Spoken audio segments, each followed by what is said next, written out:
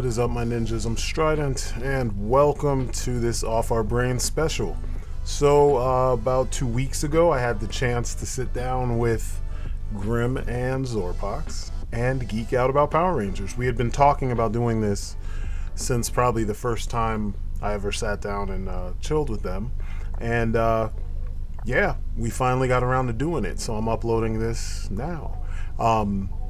It was a lot of fun. This is the kind of stuff that I miss doing more often, and you'll be able to see why, as we go through it. But we all grew up on Power Rangers, and I grew up on Super Sentai as well. So you get to hear us geek out about it. So here we go. So we were talking about Power Rangers, right? Wanting to chat about our favorite stuff with Power Rangers. I mean, we can talk about Super Sentai too, since the two are somewhat, connected, even though Saban and Disney have made a lot of efforts to try to separate them, and now Hasbro. What was you guys favorite season? I would say I would have to go with, the one that actually revitalized Power Rangers for me was In Space. Yeah, of course. Space, I would always have to say, that was out of this world when I first saw it, if you know what I mean. Okay. Because other than that, before it was it went Mighty Morphin, then Mighty Morphin the second season, Zero a little bit, and then Turbo was okay, but then Turbo got really I hated Turbo altogether. I hated it with a passion. Altogether. Well, man, first, before I say what I have to say, I just want to say this is the #1 Power Rangers podcast in the nation universe. All right. Now, the two Power Rangers for me, definitely Space and Mighty Morphin, because I was introduced in Mighty Morphin. Thanks to my good friend Grim here. Grim, I was just telling Strident. Yeah, I was just telling Strident off air when we were doubting you about Mighty Morphin. Remember when you was in primary that's school? quite true. Yeah, and just some months later, the series hit Trinidad. I was like, because the thing was that I had a pencil case. Well, because what happened is we came back from the States, so I was like, okay, these guys saw that I had a pencil case, and they were like, what's this? And I was like, this is like a kind of live action, superhero show. Superhero show. And I was like, so it was kind of hard to explain them, because at that time it was like, okay, what shows was showing on TV? G.I. Joe. I didn't think Tekkaman was showing. No, Tekkaman wasn't. No, Techno Man was at that time in the 90s. Yeah. Did you guys had UPN, right? No. Cable wasn't big in Trinidad yet. No, not cable. Not cable. This was regular. I didn't have cable growing up. My parents were like, nope. They were like, uh-uh. So, we had our local TV channel. So yeah. They just broadcast certain things. Strident, it was crazy. We had 3 channels, right? I mean, we weren't that far behind. I think we had 11, we had 9, and we had 5. Those are the main channels I think everybody watched back home. Oh, and 2. And then there was the VHS stuff. I mean, not VHS, UHF, the UHF channels back in those days. You know what I'm talking about? Like on the bottom part? Yeah, that was it. Yeah. But what saved my credibility about the Power Rangers to these guys? My next door neighbor actually went to the States for a summer vacation, and she managed to actually videotape most of the Power Rangers series from the first season. I think a little piece of the second season, and that's the only way I was able to prove that Power Rangers actually existed. Dude, we didn't even get to see those tapes because they were showing it on they started showing it on the TV. When it got kind of popular down here, that's when they actually started to TV channels and stuff. Yeah. Wow. Yeah. That sounds so. Things were so much simpler back in those days. You think about now, I could tell you about any Super Sentai, any obscure moment in the history of Tokusatsu, and you could go on YouTube and find it. Just about. Mm-hmm. But back in those days, it was this mythical thing. You know, I had friends who like I lived between Brooklyn and New Jersey, Elizabeth, New Jersey. My grandmother and my aunt, she's my godmother. She lived out there, and so I would be over there with them, you know, randomly, and I'd see things, or we'd go to Chinatown and we would get, you know, we get all the kung fu movies, all the random anime, all that shit from there. So there was a channel, like I think they called it the International Channel. I got it sometimes in Jersey because it was on the UHF van, and then on when I was in New York, it just was one of the regular channels, so I didn't have any issues. They played a lot of stuff in Spanish and Portuguese, and that's how I got into it. Like my dad would show me, like he showed us like Inframan, and he had these really bad tapes of them. or I remember he started getting VCDs back before like when DVD was just coming out. He would get VCDs from Chinatown, which were like, you know, way low quality, all the different the different vocal you know, language tracks would be playing at the same time. They were bad. And like every movie was like 2 or 3 discs. You know, I think they were video CDs essentially. But I would watch on the International Channel, or my dad would either get a tape or a VCD of those things, you know, by the time it got big. But on the International Channel, I was able to watch a lot of that stuff in Portuguese. My family's from half Brazil, half Guyana. So like back then I spoke way more Portuguese. So like it wasn't a problem. I used to watch Speed Racer in Portuguese too. It was fun. But yeah, we came across, what did we watch first? We came across Aqua Ranger, and then that was the ninjas, and then they went backwards from there. They played Aqua Ranger, then they played what was it? Aqua Ranger, I think it is. I think they're one of the earlier teams with the V across the chest. They were like spies. No, I'm using the wrong name. Aqua Ranger was the dinosaur team. It was Dino Thunder over here. Oh, okay. They played, this was in the 90s, so it wasn't Dino Thunder that they were playing. It was God, what were they called? Let me look it up real quick. I always forget. I think he was called the red was Aqua Red. And he has a little cape, and is that him? No. Was it Mystic? No.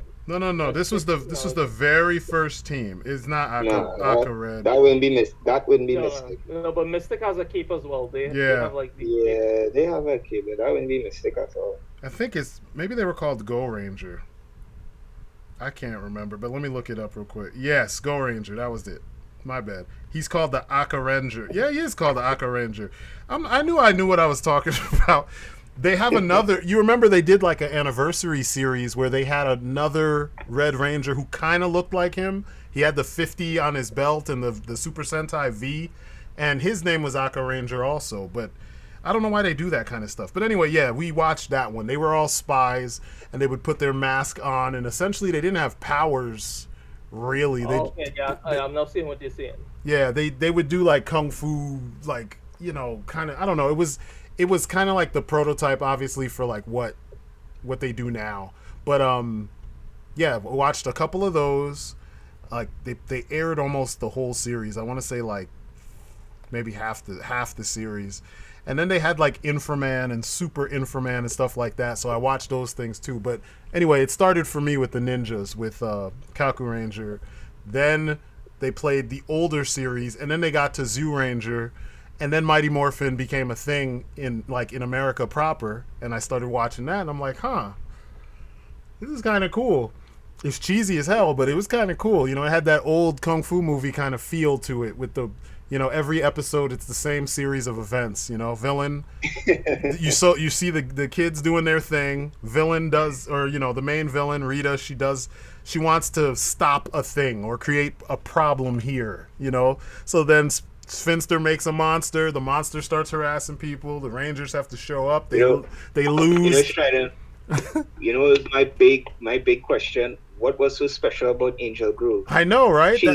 He never released like a monster in Paris. Exactly. Or England. and it's funny too, because to skip even further, so my son and I love that new Power Rangers movie that came out a couple years back, because it explained why Angel Grove was important in the first place. You know what I'm talking about? The one with the sexy Rita Repulsa. I was like, wow. Oh yeah. Elizabeth Banks. Yeah, I was like, she's creepy, but she's kind of sexy. Like, what is going on? This is kind of strange. And another thing I just want to add to is the Boom Studios Power Rangers. They also introduced that she actually attacks all over the world, and the Rangers have to go to different places. That makes so much sense. Cool. Yeah, that makes sense, and they can teleport, so it makes sense.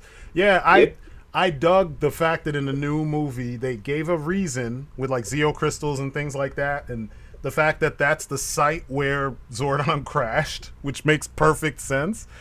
And yeah, there's so many things about that series that if you're paying attention, and it's weird because the fan base takes it all so seriously.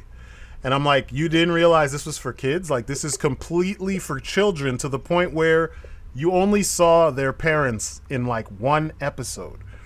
You know, maybe two, but like these kids had pure, complete autonomy. They could just leave school. They could just get up in the middle of the night and go do something, and nobody looked for them. You know what I mean? They would just go and do whatever they wanted.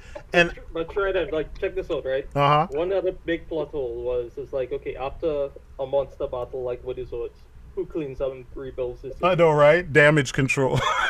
Marvel's damage control shows up and fixes it. They probably used to give the governor or mayor Angel Grove a headache. It's like, oh my gosh, the infrastructure bill is through the roof. I think they only addressed that ever once in a Power Ranger series, and that was, I believe, SPD. Yeah. If I'm not mistaken, yeah. Yeah. Well, the later years they tried to build it in there, because even one of my favorite seasons was Lightspeed Rescue, and Lightspeed Rescue tried to explain that stuff too. Oh my gosh, here we go. Oh, you didn't Who's like your favorite red? You didn't like Who's it? Who's your favorite Red Ranger, Grim? It's Carter Grayson. I remember you guys talking about it. Carter is dope, man. He's about his business. Like, all the other guys were either their kids or they're trying to be cool. Carter's like, I got a job to do, and he does the job. He's like Cyclops. I got to give him his props. All right, no problem. But before we move on to Carter, I always thought that the kids of Angel Grove, Zach and I thought they were orphans, because that point you brought up, like they just used to go off on their own. I was like, probably used to one episode, like Zach had a grandma or something. Yeah. He had a grandmother that was taking care of him, something like that. Yeah, that's what I'm saying. It's weird. I mean, I remember when I watched it as a kid, I think that the episodes aired out of order. So it wasn't until the second season of the show that you started to see all these things, like, oh, they don't have parents, they don't have siblings, they don't have like anybody to tell them until it's convenient for the plot, you know? They don't have anybody to tell them or come look for them or to worry about them. They just do what they want. Then in later seasons and later series, then they started to add those things, and you're like, oh, okay, cool. Now you realize that it was kind of weird that these guys, for however many seasons, were able to just do whatever they want, you know? But my favorite season overall, I guess it'd be a tie with Space and Lost Galaxy. Lost Galaxy doesn't really get a lot of props, which is kind of strange to me, because it's what's one of the ones where it was far removed from Zordon and his stuff. Yeah, it was. You know, I remember we mentioned this in our podcast, Grim. We got the Starship Troopers feel. Exactly. That was the legit. Yeah. That was the legit Starship Troopers costumes too. Mm-hmm. It felt, what I liked was, if you watch the Japanese shows, the Super Sentai shows, they're all independent. There's no theme that pulls them together other than color coded costumes and, like, you know, giant robots. They all take place in different places. You have kids sometimes, you have teens, you have adults most of the time. But like they all vary. Some of them are government organizations. Some of them are just superheroes. Some of them it's just some ancient something or other that called them all together. And like that's what I didn't like about the first however many seasons up to space, where every time they fuck up and lose their powers, it's like, oh, go to this planet or go to this guy. He'll give you new powers, and they get another set of power. And it's like, by now you guys should be dead. Like somebody, like how did Tommy manage to get so many chances and fail so many times, yet he's so many people's favorite Ranger? He's like 50 years old. He's still a fucking Power Ranger, and he's failed across how many teams, from being the Green Ranger, the White Ranger, the Red Ranger, the Red Ranger again, then the Black Ranger on Dino Thunder. Then he just, and then at some point he magically got like all his powers together. Then I remember he was supposed to die in Power Rangers the movie. He was? That mission that he was supposed to die in Power Rangers the movie. That mission that they went on to get the Ninjetti crystals or whatever. Yeah. Yes, they were supposed to die in that one. What? I never read that. I need to look that stuff up. No, what I mean, in the sense that that mission was so dangerous that it would have made sense. If they had the powers, they would have literally got their ass kicked in that. Especially when they were fighting like those dino skeletons when he did that corkscrew kick. Yeah, that would have made sense. It would have upped the stakes, you know. And that's a thing, like, because like even when I was watching, when Mighty Morphin was on television, I was still watching the Japanese versions of the show. So like I got to see Rangers die. Like in Bioman, the Yellow Ranger gets killed flat out, no coming back. She gets replaced. In So what are you saying? She didn't go to the hospital planet? Yep, nothing. She was dead. Like, and I was like, damn. I was expecting there to be some kind of generic fix, you know. I think the only closest that they ever like touched on in Power Rangers was in Lost Galaxy with Kendrick. Kendricks. Yeah. Yeah, I think that's the only that I believe that they ever touched on. Well, and her death was temporary because her power was life. Remember, if you ever notice, that's why she comes back to life at the end of the series. It's like her spirit was keyed to her sword, and then when someone else was able to complete the mission of her particular, the team's mission, then she was released from that. Because if you look in the background, when everyone transforms, you see their element, and then when you see her element, it's shit being born and flowers blooming. It's life force. So she couldn't die, But I don't know that they explicitly say that in the show. You know what I'm saying? They just hint at it, And that's one of my gripes. Like if I was ever to do a Power Rangers thing, and there was a point where I was kind of obsessed with this.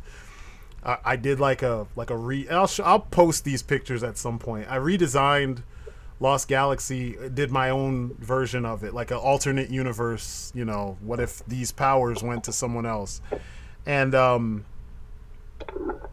gave them designated powers, not just some of them, because you know how like Kai on Lost Galaxy had super strength, and then like Leo controlled fire, but he only controlled fire when he was a ranger. He didn't control fire all the time. Same thing with Kai's strength. Like he wasn't strong all the time. He was only strong when he was morphed. And then with Space, Andros had like Jedi powers when he was, out of his costume and stuff.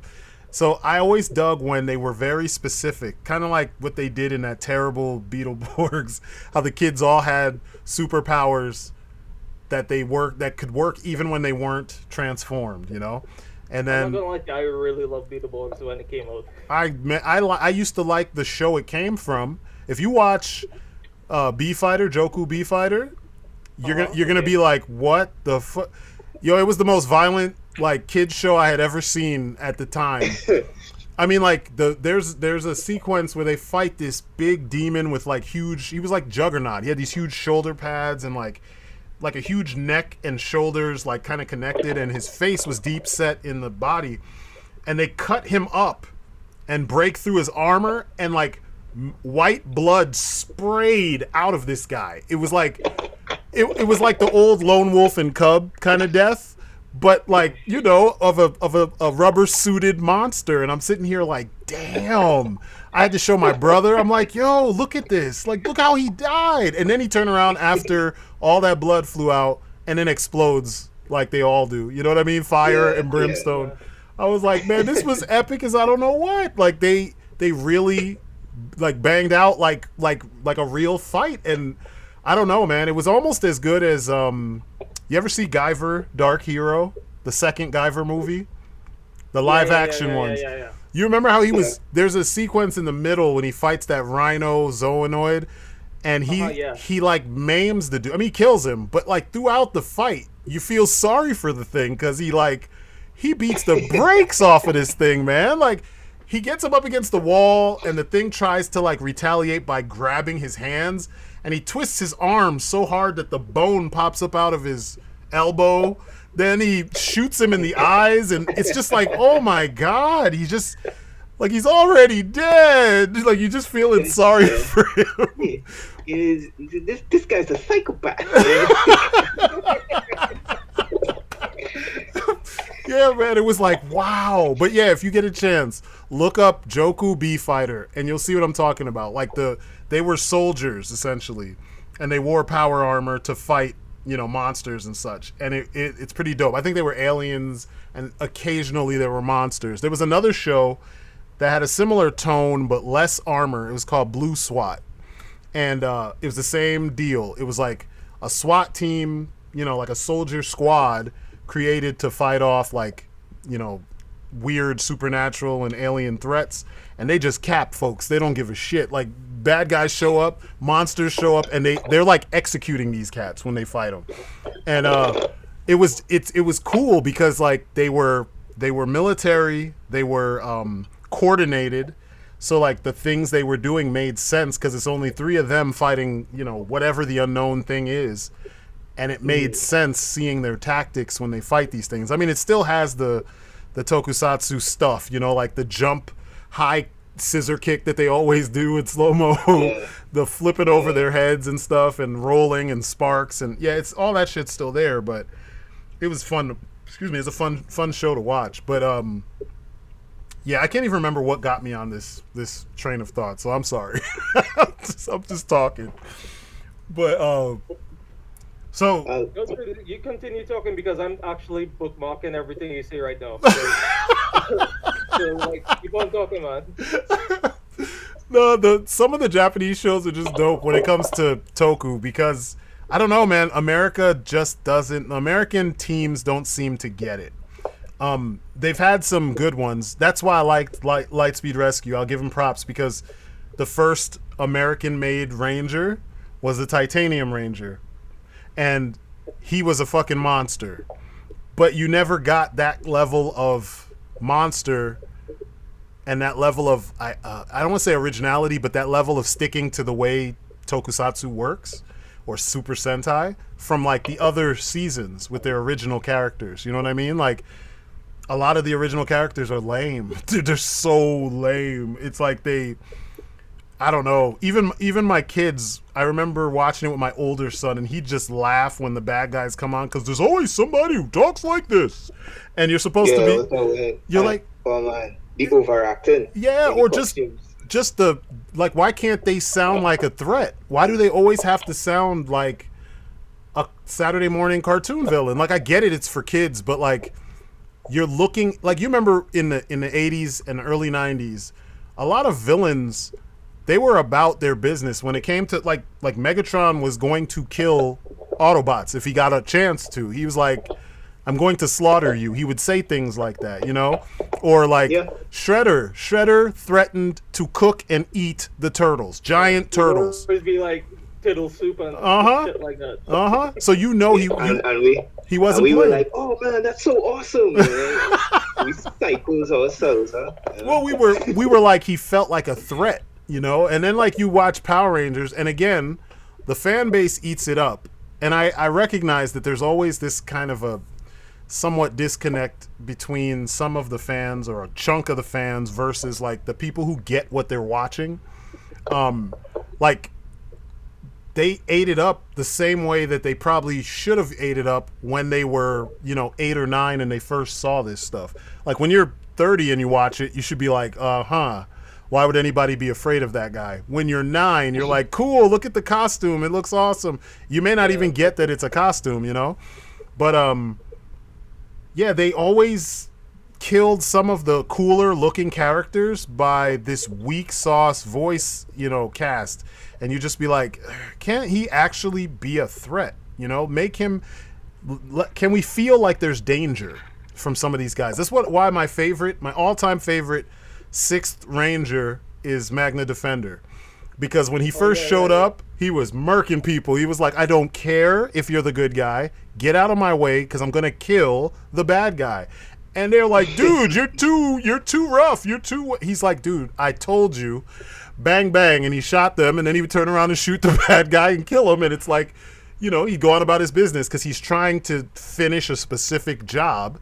And he has every right and reason to be so, pissed off. No one cares about ethics when your kid gets murdered, and that's some heavy shit. And that was literally his motivation. And they're like, dude, you have to be good. You can't murk bad guys. Why can't he murk bad guys? They murked his kid. Come on now. If you're gonna cover that business, you gotta cover the business. You can't just introduce something that heavy and then not go all the way with it, But yeah, I always wish that they would be a little bit more hardcore. That's why I didn't have a problem with the newer movie. But the biggest problem in that movie was that they didn't have enough action, so a lot of people were turned off. Did you guys ever read about what they were planning with that series, if it had gone forward? Not really, no. I didn't really get into it. Whew. It was supposed to be 7 parts. So essentially, they were going to reimagine the 7 seasons of Power Rangers that led up to space. They redesigned Andros and his team. I mean, I'm assuming it's Andros because he's the Red Ranger and he has the helmet and everything. And instead of him being human, he's humanoid, but like you could tell they're not humans. They look like like grays, like the gray, skinny, tall aliens with the big old heads and stuff and the long fingers and all that. Yeah. They were Rangers that looked like that. So their suits are Ranger suits, but the proportions looked stretched out and long. And some of the concept art is online. You can look some of that stuff up. It's dope. So they were saying what they wanted to do is the sequel to the first movie would have been the Green Ranger saga. They were going to lose their powers and then have to go into space to get help. And when they go into space, I think at least one of the stories, they weren't going to have powers. The main cast, they were going to have to essentially get saved by interplanetary rangers that were still doing their job in space. And it was supposed to be this long space opera that the 7th movie ends up back on Earth with them with their new powers, having met other Rangers, coming back to Earth to deal with, all the villains that are now on Earth. And I'm saying to myself, so essentially we would have gotten a Star Wars, so to speak, with Rangers and a serious tone. And people were like, nah, we want the old TV show. We want goofiness. I'm like, come on, man. I was all ready. I was so ready. When I saw the art too, because I saw this concept art before I had any context to it, because the concept art for the movies popped up online well before the movie was released. And I just was like, shit, can we please get this movie? Please. And it's like when you explain that, there's like the fan base with He-Man. Yeah. I mean, who really want to see the square haircut He-Man? And it's when true. we got the 2000X version, and there's people still saying, people are still saying that it's not better than the classic. I'm like, did you really watch the classic one? Because the classic show is pretty questionable. I mean, come on now. It's pretty like, even for, I remember as a kid, I hated the old He-Man. I liked the character and I liked the look of things, but I hated the show. I used to watch Thundercats instead, because in Thundercats they actually fought. You know what I mean? Yeah. There was like actual combat and actual conflict. It wasn't always like, you know, throw a boulder at them and you can win, or you know, like run around them real quick and tie them up and you can win. Like, you know, you have a sword, but you only use it to deflect lasers. Like, that wasn't Thundercats. Thundercats, like, Lion-O would pull a whole spaceship down on top of the bad guy if he had to. You know, like, they didn't pull their punches. Freaking Panthro would nunchuck the shit out of people just to you know, to make sure he's winning. You know, it was obvious, you know? And I like that. And freaking Momora was terrifying when I was a kid. I mean, that transformation and all that with the screaming and just the crazy music, it was pretty creepy. Man, and you remember when he started with the ancient spirits of evil? He was like, what the hell? Yeah. And the way the music would just stop, and then you just hear those bong, bong in the background. Yeah. And you're just like, man, the atmosphere is kind of creepy. And he just loses his mind once he starts growing, and you're just like, that is creepy as hell. Even when I watched it now as an adult with my kids, or with the younger son, because I had to try. It's been hard trying to like portion out all the cool shit from my childhood, because you can't show him certain things when they're too small. Otherwise, you know, it's just gonna be fear, and he's gonna be like, oh my god. But once he has a frame of reference, you know, he can get it, you know, because like it took a while. I wanted to watch Transformers the movie around him when he was small, because I watched it when I was small. I was like 5 or 6 when that movie came out, and I was like, I gotta be careful, because you know, you literally see Autobots get murked. Yeah, you want to traumatize your son. That's what you want to do. No, I don't want to. That's why I held off so long. But then I was like, I gotta let him understand that, like, you know, you have heroes and you have villains, and this is what the villain can do too, not just this is what heroes do, you know. And that's, I'm bringing all this stuff up. I promise there's a point that ties right back into Power Rangers. I didn't forget that's what we're talking about. But like, you know, you want to see the villain do what the villain is saying they're gonna do, so you understand what the stakes are. And that's always been an issue with a lot of the seasons prior to Space, because in Space you see them win. I mean, literally before Countdown to Destruction, it's like the villains win, and so now the heroes have to figure out what to do to, like, you know, fix everything. And I think that's why a lot of people dig Space so much. They always bring it up whenever they talk about a top 10 best episodes or something like that. They always bring up Countdown to Destruction, because it fixed what was wrong with the series leading up to that point, you know? Don't get me wrong, they made a lot of mistakes, but it was still cool. Like, for instance, that crossover with the TMNT. Yeah. Terrible. Terrible. Yeah, it was terrible. I was so excited, and then when I watched it, I was like, oh God. Oh, God. Yeah, I don't know what they were thinking. I guess they probably wanted to boost the ratings on probably that Tidal show that was airing around the same time. Yeah, but the people... That was terrible. Yeah, they didn't get the characters. I mean, the voices were all swapped. The personalities, they all were Michelangelo. All of them. It just didn't... It didn't feel like they were the Turtles. It felt like something else. Like some 5-year-old or 6-year-old's idea of the Ninja Turtles, not the characters as they're supposed to be. I dug the fight though at the end. I thought it was all right. But yeah, man, you're right. They definitely, good God, that. Yeah, they dropped the ball on that one. So, no, what were you about to say? Go ahead. No, it's like even like maybe some of the episodes like were like the full episodes, like for instance the one with the little monster Seymour or whatever. That, you know, those were. They were bad. They didn't need to put in those things. Yeah. You know what I mean? But it was shit. But like I said, basically it had one of the best storylines ever in the Power Rangers series. Yeah, like the overarching story. Yeah, it was good. Yeah. It's real good. And it's funny because it's easy enough. The details of those stories are easy enough that you could retell them with a slightly darker tone, and they would be awesome. Like, imagine that. One team of Rangers loses their powers. They go into space to look for, a specific, a Ranger that they know exists. And they happen across him because he ends up saving their lives because their ship is a component to his ship. And then like when you distill the storyline down, it could be easily retold in a better format with higher stakes and like actual deaths, like maybe Zane died and Zane is terminal and he has him in that tube, in the cryo sleep in the back of the ship, and they discover it. Like, what the fuck, dude? Why you got a half dead dude on your ship? That could be some cool story right there.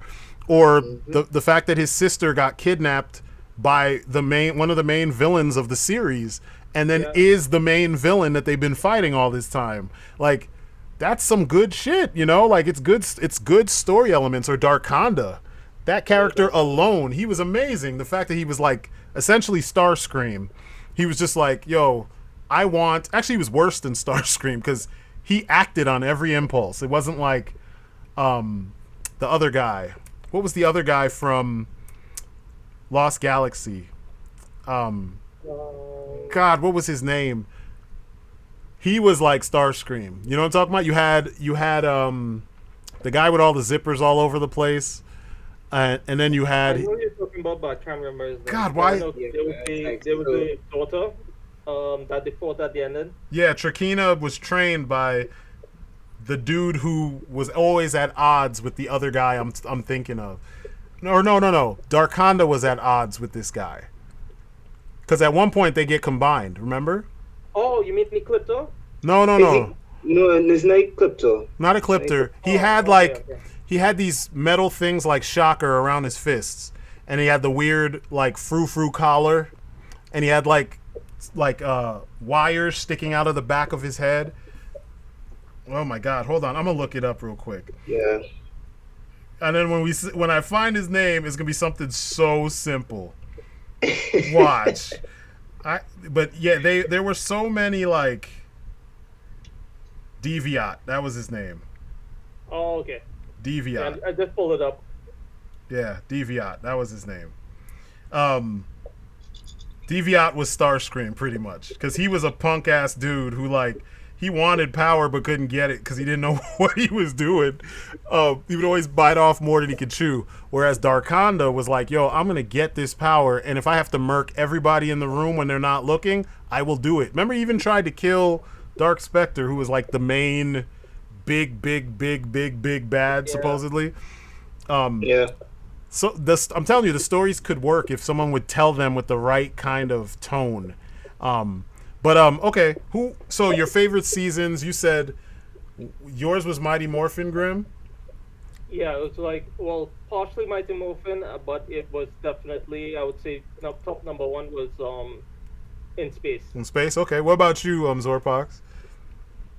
Definitely Space, Mighty Morphin, and I know a guy that will give you some real good directed, gritty, dark. His name is Zack Snyder.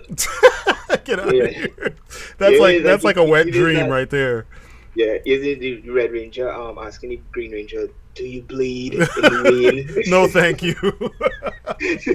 So your favorite, you said your favorite, because you got to pick one. Your favorite is Mighty Morphin? If I had to pick one, it would be Space. Space? Okay. It would be Space. Okay. For me, it's Lost Galaxy. Now, who's your favorite Ranger? I guess Grim. You could go first, Grim. Ooh, Carter Grayson, Lightspeed Rescue. What about you, Zorpox? Yeah, you're giving me some real hard questions. Nah, come on. We watched this stuff for 30 years. You are 20-something years. You know this. I'm not saying that I can't. I'm not saying I can't pick. It's just I have so many cool guys and girls out there to pick one. All right, you know what? And it could be from both from Super Sentai and from Power Rangers, but I think Power Rangers would be the easiest to like narrow down. Yeah, definitely. Well, I'll have to go with Adam. Adam? Yeah, Adam's pretty cool. Yeah. I'll go with Adam. My favorite Ranger. Uh, um, I mean, my favorite character is still what's his face, Magna Defender. But I'd say my favorite Ranger would be Kruger, Doggy Kruger. Doggy From Kruger? SPD. From Yeah. SPD? Yeah, Doggy Kruger alright. as a Shadow Ranger. He was a Yeah. badass, man. Like, just everything he did was like hardcore, man. He would get shit done. I And remember. he felt like a mentor. Yeah, like legit, because he didn't. He Yeah. ended up dying in the middle of the series. He pushed the Red Jack to actually be a better person, not just a better Ranger, but a better person. And Exactly. he did the same for everybody, but like specifically the leader. He was like, "Yo, there's no BS, so you can't blame it on anything. You can't just be impulsive. You have to know, plan A through Z, and make sure your people make it home. You finish the job, like." Yeah, I dug that. I dug that a lot. A close second is definitely going to be Carter, because Carter, he reminds me of Cyclops. Like, even when he talks, Yeah. I see Cyclops in my mind's eye. Like, that's what I would imagine. Yeah, because he does everything by the book. Yeah, That kind of guy. yeah. And like, I even liked how, like, there was the episode when it was one of the first like 2 or 3 episodes. They were training, and he had like the fastest time but the lowest score, because he killed every target he hit. Apparently there was like a civilian that got damaged by whatever it is that he was hitting in the test. And like, when he was told that, he was like, "I just don't understand, sir. How could I have the highest, fastest time and the lowest score?" And he told him to just go back and think about what he did, go back and study what you did, and then, do better. And he was like, "I'm not cut out for this." And then when he actually went back and studied it, he's like, "Oh, I totally see what he was talking about." And then, he immediately applied the information that he learned. And then the rest of the series, he was on point, for the most part. So, yeah, I like when they do that sort of thing. Who's your favorite villain, though, of like everything you've seen so far? I would say Clipto, because he was like the realist to me. Yeah. I mean, because he wasn't really like I wouldn't call him a villain. He was like an anti-hero almost. Yeah, it was, it's actually like really, really decent. You actually like wanted to see like what Clipto was doing compared to like Gulda and like Rita and stuff like that. Yeah. Goldar was a bum. God, he was a bum. Yeah. I always wanted him to be cool, because you remember when he first showed up, he was kind of scary. You're like, "Oh, damn. Yeah. This dude's whooping everybody's ass." And then like he was whack until the Green Ranger showed up. And then they gave him like a new face. You remember he got like a new face that was kind of meaner. And he actually would beat the shit out of Tommy sometimes. You'd be like, "Oh, okay. Where'd this come from?" Yeah. And then he got whack again. But what's funny? Like Scorpino was actually really underutilized. Yeah, I know, right? Yeah. And in Zoo Ranger, she wasn't. In Zoo Ranger, she has actual story. In Zoo Ranger, she's Goldar's actual wife, because he didn't always look like that. And so, Really? yeah, Okay. so like she is only there because he's there. Like, she's one of those like bout it, ride or die. This is my dude. He's going through some shit. I'm gonna go through the shit with him. So she's a slave to the situation because her husband is a slave to the situation, which is pretty dope. I was like, wow, okay, pretty I cool. need to go back and watch these things. Yeah, man. I really Yeah. Check them out, man. Like, I've been doing that for years. Like, there's certain series I never was interested in, like the Japanese version. Like, believe it or not, Lightspeed Rescue in many ways is better than Go-Go 5, but Go-Go 5 has this movie that they came out with when the series, it was either in the middle of the series or at the end of the series. It was like this character called Geeked. I did a picture years ago for my it's like one of my portfolio pictures, and I'll put it in the chat so you can see it. And maybe I'll put it as the thumbnail for our this video when it's all done. But Cool. Geeked was like from some other planet, and he was training. They train what they call demon hunters. And so instead of fighting monsters, they called their monsters on their planet demons. And when he was training, I guess the end of the training was you have to defeat a you have to essentially hunt down a demon, you know, and there was like specific ones that they always, like a specific clan of demons, I think, that they go for. I may be telling you it wrong, but there's like a powerful one that he had to go after. So him and his girl go after this demon, and the girl gets killed, and the demon flees, and he chases the demon to Earth, and then he gets killed by the demon on Earth after terrorizing like everybody while like he's just blowing shit up trying to kill this thing. And he gives his powers to this like reporter, and then the reporter continues the mission, and she's not as like, you know, just psychotic about the mission, but she knows she has to complete the mission. And it was pretty dope because I mean it's pretty hardcore shit. Like the framework is, you know, obviously it's Super Sentai, so it's not gonna be completely balls to the wall, bloody, crazy, you know, that's not how they get down. But the idea was cool. Like his gun, his blaster looked like a futuristic sawed-off shotgun. And like he just, I don't know, he looked so thorough. I'm gonna send you a picture so you guys can see what I'm talking about. And like I said, I'm gonna put it in the thumbnail. Yeah, there were things that they, you know, some things that were done better in the Japanese shows, and a lot of things that were done better, like overall. The Japanese shows was more hardcore. Yeah, definitely. But I'll give them this. When it came to Lightspeed, though, Lightspeed was more, I don't know, the characters just felt a little bit, strangely enough, because there's some cartoony ass characters in Lightspeed Rescue. Like Joel was freaking cartoony, but I loved it. And then when you watch the Japanese series, they're kind of interchangeable. I mean, it sounds bad when you say it, you know, when I say it like that, but they kind of are. Like a lot of them act very similarly, and like they didn't stand out enough from each other. But I dug it though. I really dug it. God, where did I put this picture? Maybe I have to get it off my website. I can't remember where I put this. All right, well, I have a question for you. Yep. Well, for everybody, favorite Megazord? My favorite Megazord is, it's a tie between the Thunder Megazord and I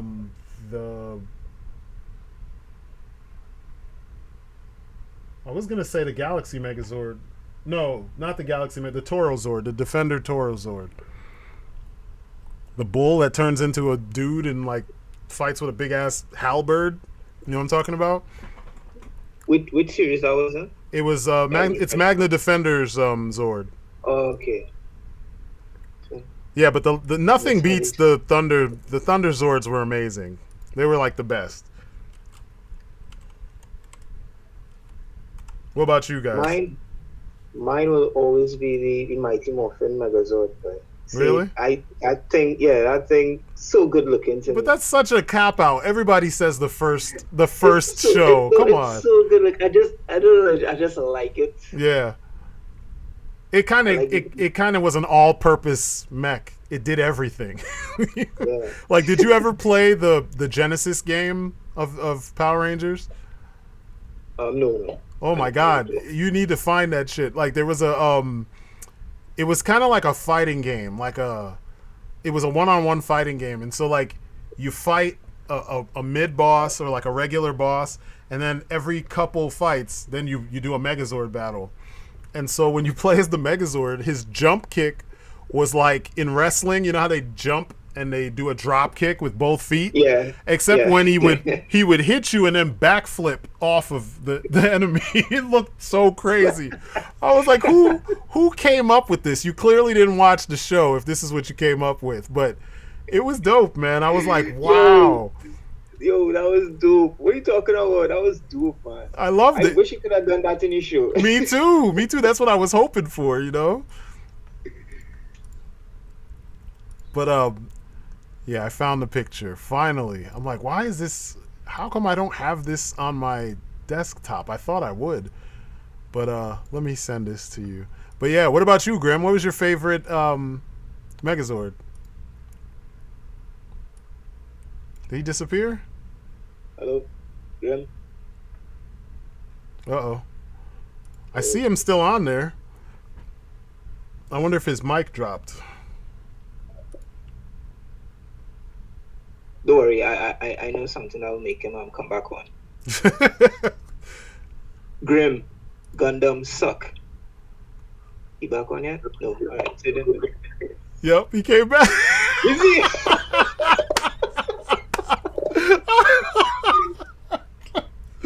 Wow. Hello. You guys hear me? Yeah, we can hear you now. Oh my god. So, what was your favorite Megazord?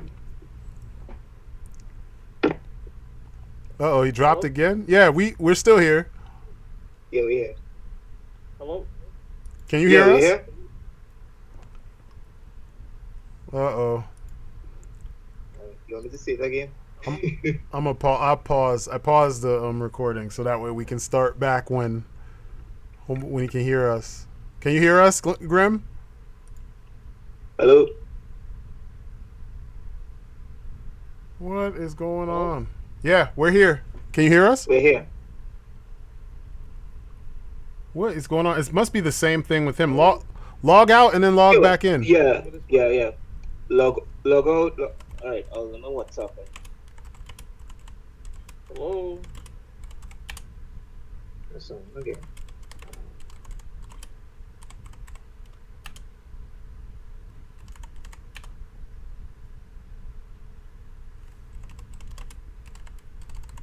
Hello?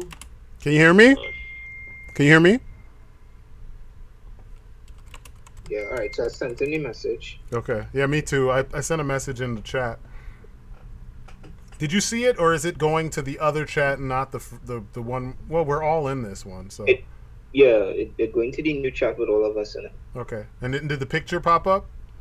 Yeah. Saw the picture. Cool.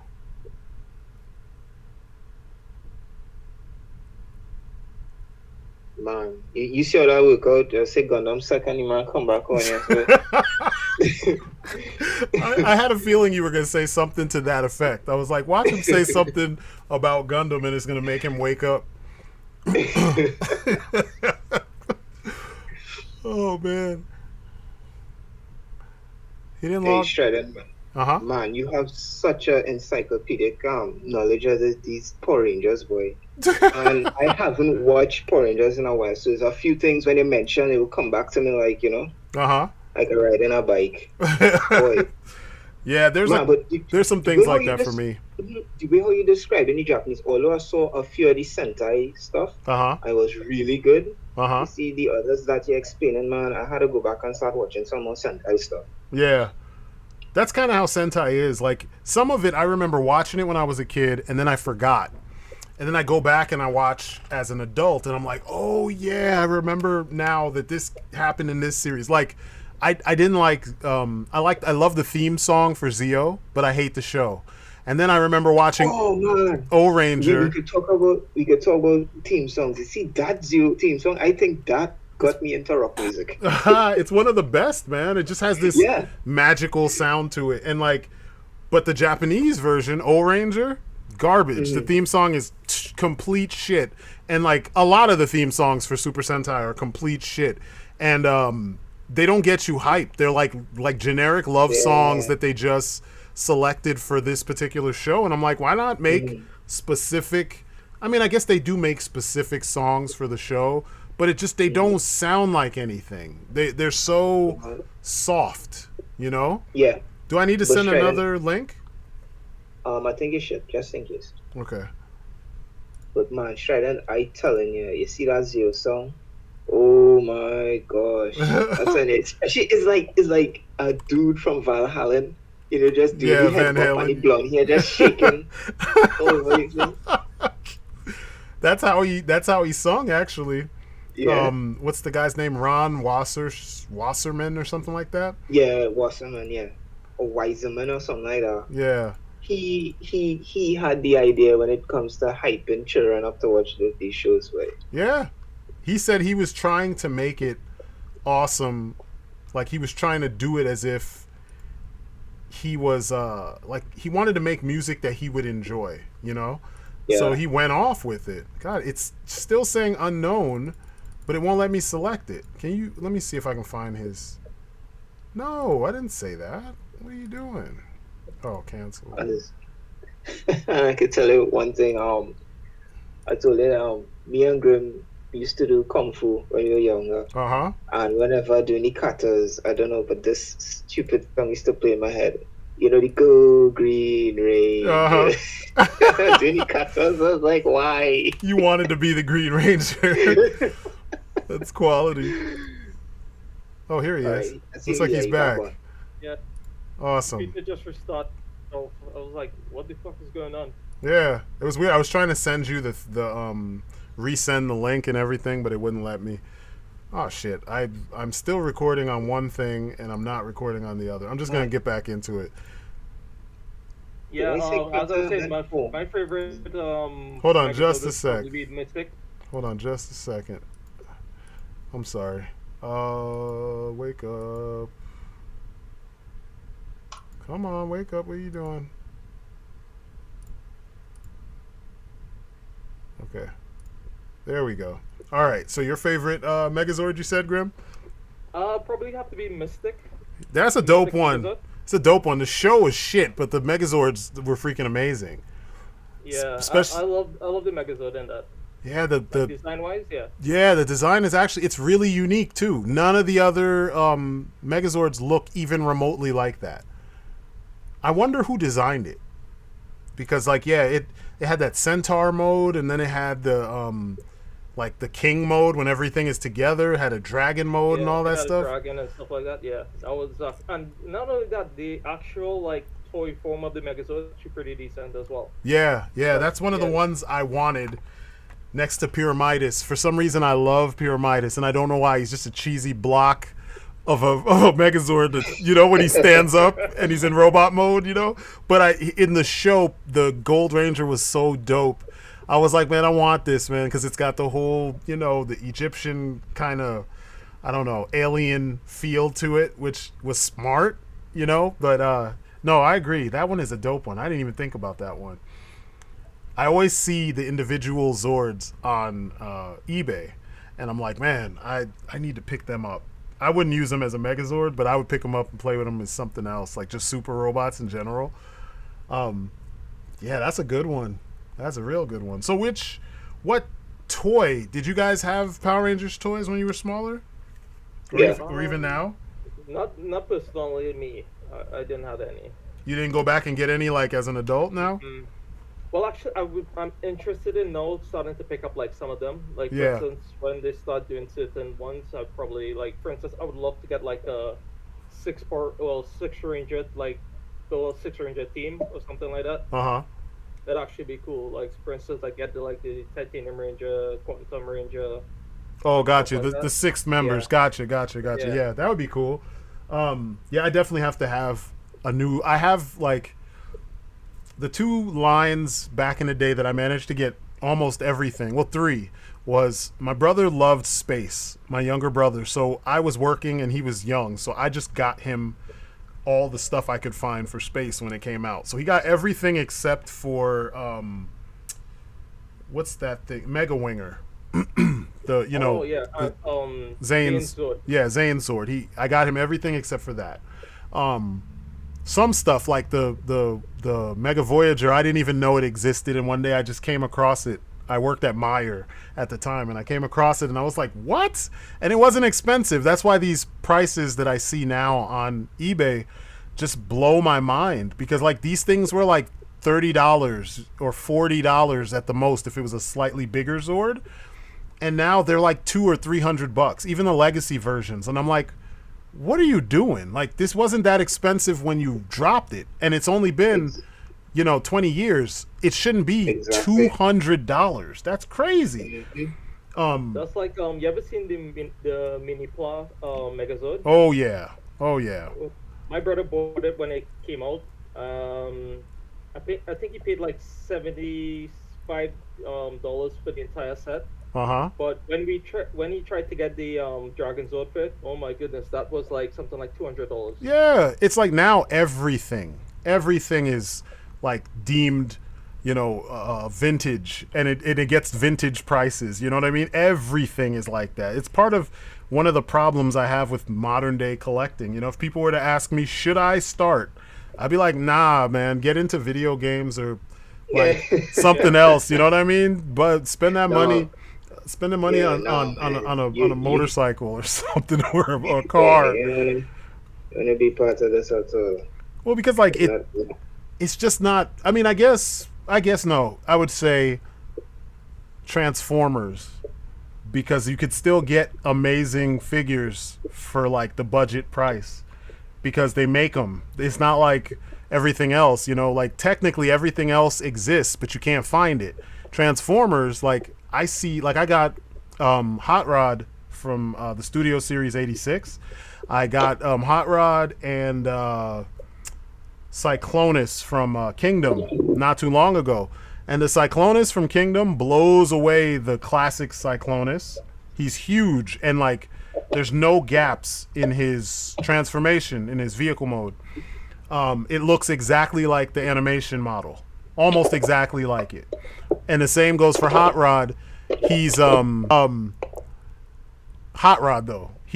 Hot Rod looks like a mini masterpiece. Like, how in the movie, one of the scenes when he first popped up, he had like a visor that popped out of his head over his eyes so that he could target stuff. And then he has like the hands that turn into like a blade and a blowtorch. That's all in. It's all there. It's all there. It's all there. Cup. And then he told him, fix me. Yeah. Yeah. All that's there. Cup from 86, the 86 Studio Series 86. His arms and legs can be removed so you can recreate that scene. I was like, are you kidding me? And he comes with the little Energon goodie container, I was like, what? And it was a $20 figure. The most expensive one of the bunch so far was Grimlock. I found Grimlock. He was like $40. But I'm saying, like, Transformers, they exist at almost every price point. Everything else, you may as well forget about it. If you don't get it when it first drops, forget about it, because everything else is so expensive. And Power Rangers, you'd think Power Rangers, being that it was so popular, all the figures were so overproduced back in the 90s, there's no way that the prices should be where they are now. But the fan base is insane. They can be mad at me. I don't care. I'll be that guy. They're insane when it comes to just everything Power Rangers, and they act like everything Power Rangers is great. And I'm like, yeah, just because it's popular to you guys and you like it doesn't mean it warrants the price of something that actually is popular, and you know what I mean, and was made in limited quantities. But yeah, everything Power Rangers, good or bad, you hear people dog Super Mega Force and shit, yet everything released Super Mega Force, impossible to get a hold of it for like a regular, like, decent price, So yeah, it's strange. I would definitely be like, yeah, guys, I'm sorry, get into comics, get into, tune in your vehicle, get into, you know what I mean, all kinds of stuff. You could get into all kinds of good or bad things and get more out of it, and be able to, like, budget for your whatever your habit or your vice is going to be, than action figures, because action figures have become insane in the last like 10 years, and it's even worse during this pandemic. Prices just don't make sense. Oh, they don't.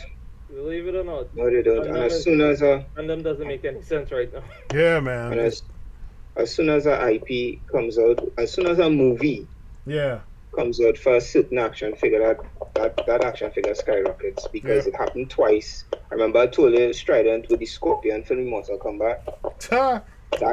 that shut up on Amazon.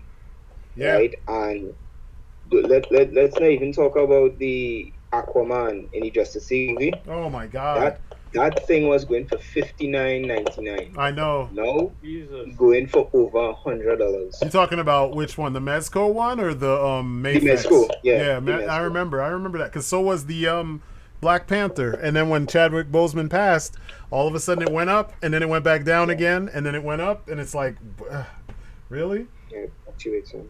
It's crazy, man. And usually when there's more than one version of a figure, then the price goes down with the older, not the newer, cooler version. Nowadays that doesn't apply. I mean, like right now there's two Red Rangers from Lost Galaxy out, two different versions. There's the one in the 2-pack with the Psycho Red, and then there's a single boxed release. Why is the old one still on eBay like $30-$40 by himself? Sometimes $25-$26 by himself, but the new one is sitting in the box new at stores right now for $20. Like, what? That doesn't even make sense. If there's a new one if he's currently on shelves, how are you going to sell him on the secondary for more? That's not how it works. But, apparently that's how it works with toys. So, yeah, it frustrates me. But, okay. Here's another positive. This is a real positive. Kimberly or Trini? I know this is like a no-brainer for a lot of people. I would say Trini. Oh, wow. Definitely. Yeah, me too. Trini. Wow. Not just because you're in Trinidad. No. Not because of the name relation. No, that's quality. Wow, because you hear people going ape shit over Kimberly, and I'm like, I mean, she was cool back in the day, but there were other girls. I was like, really, like, ooh, like back in those days on TV, there was so many other like women that you could be like nuts for. I didn't think Kimberly was that like stand out. You know what I mean? And she was a Valley girl. That wasn't my thing back in those days. That's the thing about it. It's like I didn't like her personality. Yeah. I mean, she. Not only that, it's like she wasn't all that. If you know what I mean. Yeah, I agree. I'm right there with you. Well, I find Trini's Zord was way better anyway. Her Zord was cool. It was literally a Voltron lion, so it was dope. It felt literally like one of them. So yeah, I agree. Yeah, I preferred Trini as a character, and I liked Kimberly's weapon because archers are cool. I don't know what it is. I just think that is a dope ass, like, especially when it's like a power, like a energy weapon, bow that shoots energy arrows. I always thought that was dope since Dungeons and Dragons. Like, that's fucking dope. So I have to say, like, overall, like Power Ranger girl kind of vibe. I would say probably Tracy. Tracy was the coolest girl. Yeah, character-wise, maybe. I don't know. She was, if you're talking like, didn't we talk about this one time, Zorpox? You and me? We did. We did. If you're talking about like hotness, the hotness is the Pink Ranger from Ninja Steel. She's the hottest female Ranger ever of all of them. Yeah. She's the hottest Power Ranger female of all of them. Period. She puts them all to shame. She's Brazilian, so by default, she just wins. She wins. She wins. She wins in all the departments. I was like, wow. But like, she's not a good actress. She's a better fighter than some of the women, but not necessarily like the Japanese women, because there's a team called 5-Man, and there was the Yellow Ranger on that team. There's an episode called "Get the Earth Drunk." The bad guy's plan was to I remember you know what I'm talking about? You spoke about this, yeah. I remember you spoke about this. So the bad guy's plan was to infect the waters or replace the waters with alcohol, so that people would be too drunken to like defend against their attacks. And so the Yellow Ranger on that team was always training because she's a martial artist. I think the whole team, they're all martial artists. It was a martial arts based team. And she's out there training. Monsters show up and she gets her ass kicked and she doesn't understand why. Then she figures out she didn't drink a whole lot of water, but she drank enough to get tipsy. And then she realizes, oh, the water is polluted. So when she fights them the second time, she uses the drunken fist. And she beats the shit out of them out of costume. Like, she's not even morphed or anything. So, like, back in those days, the women were on a different level. Whereas, like, nowadays, it's like they don't even cast impressive fighters. And I mean, like, back in the early days, 70s, 80s, a lot of them, the whole cast were all stunt people. So you got pretty good, fights in and out of costume. Whereas now, I think these days, they don't even cast stunt people. Not like... I mean, I guess there's been like one or two on the team, but like typically they don't, because like not at least not in America, because all of they Ninja actually, Steel are terrible. yeah, Oof. they actually have stunt doubles. Yeah. Look at it, yeah. Oof, man! All of Ninja Steel, I don't know about this new team. I only watched the first episode, and it made me just like, ugh. I was like, oh, I'm done. I can't. No, that new Power Ranger series is total garbage. It's ass, man. I was like, are you serious? Like when you go back and watch the Japanese version and see how they fight, I think they're called Ryu Soldier, I think is what they're called in Japan. They fight. I mean, they fight hard. Same thing with the dreaded Go Busters that everybody hates. They fight hard. They fight like they use Kali and Eskrima, and they do like soldier techniques, and they stay very low to the ground, and it's dope. You know, when you mentioned that, I was one that preferred to see the Rangers fight out of their costumes. Yeah. Instead of any costumes. Yeah. Well, I always enjoy that fight, but then it's like you'll see them fight a couple of times, a handful of times, and then afterwards, every time it have like a villain, they always morphing right away, and I was like, that just killing the vibe. Well, because, I like when they try. When they try at least to see what they could do out of costume, because that was something Jason used to do all the time. Exactly. He would always know when to say that. Yeah. My team of Power Rangers spoil me. Yeah. Because they always used to beat up the putties first, and when the monster came, they might fight the monster, but then when they get the butt whoop, then they transform. So exactly. Mighty Morphin spoiled me in that respect. Well, like in the U.S. Rangers, and they do it in Japan too. Sometimes there's teams where their powers don't translate.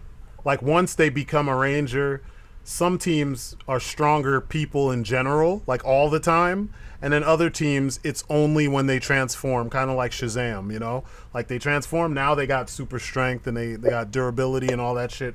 But they can't fight. Because if you notice, you'll see it. Like, for instance, the space team could fight Quantrons out of their costume. And when they blocked, you would hear, like in Tekken, you would hear metal hitting metal.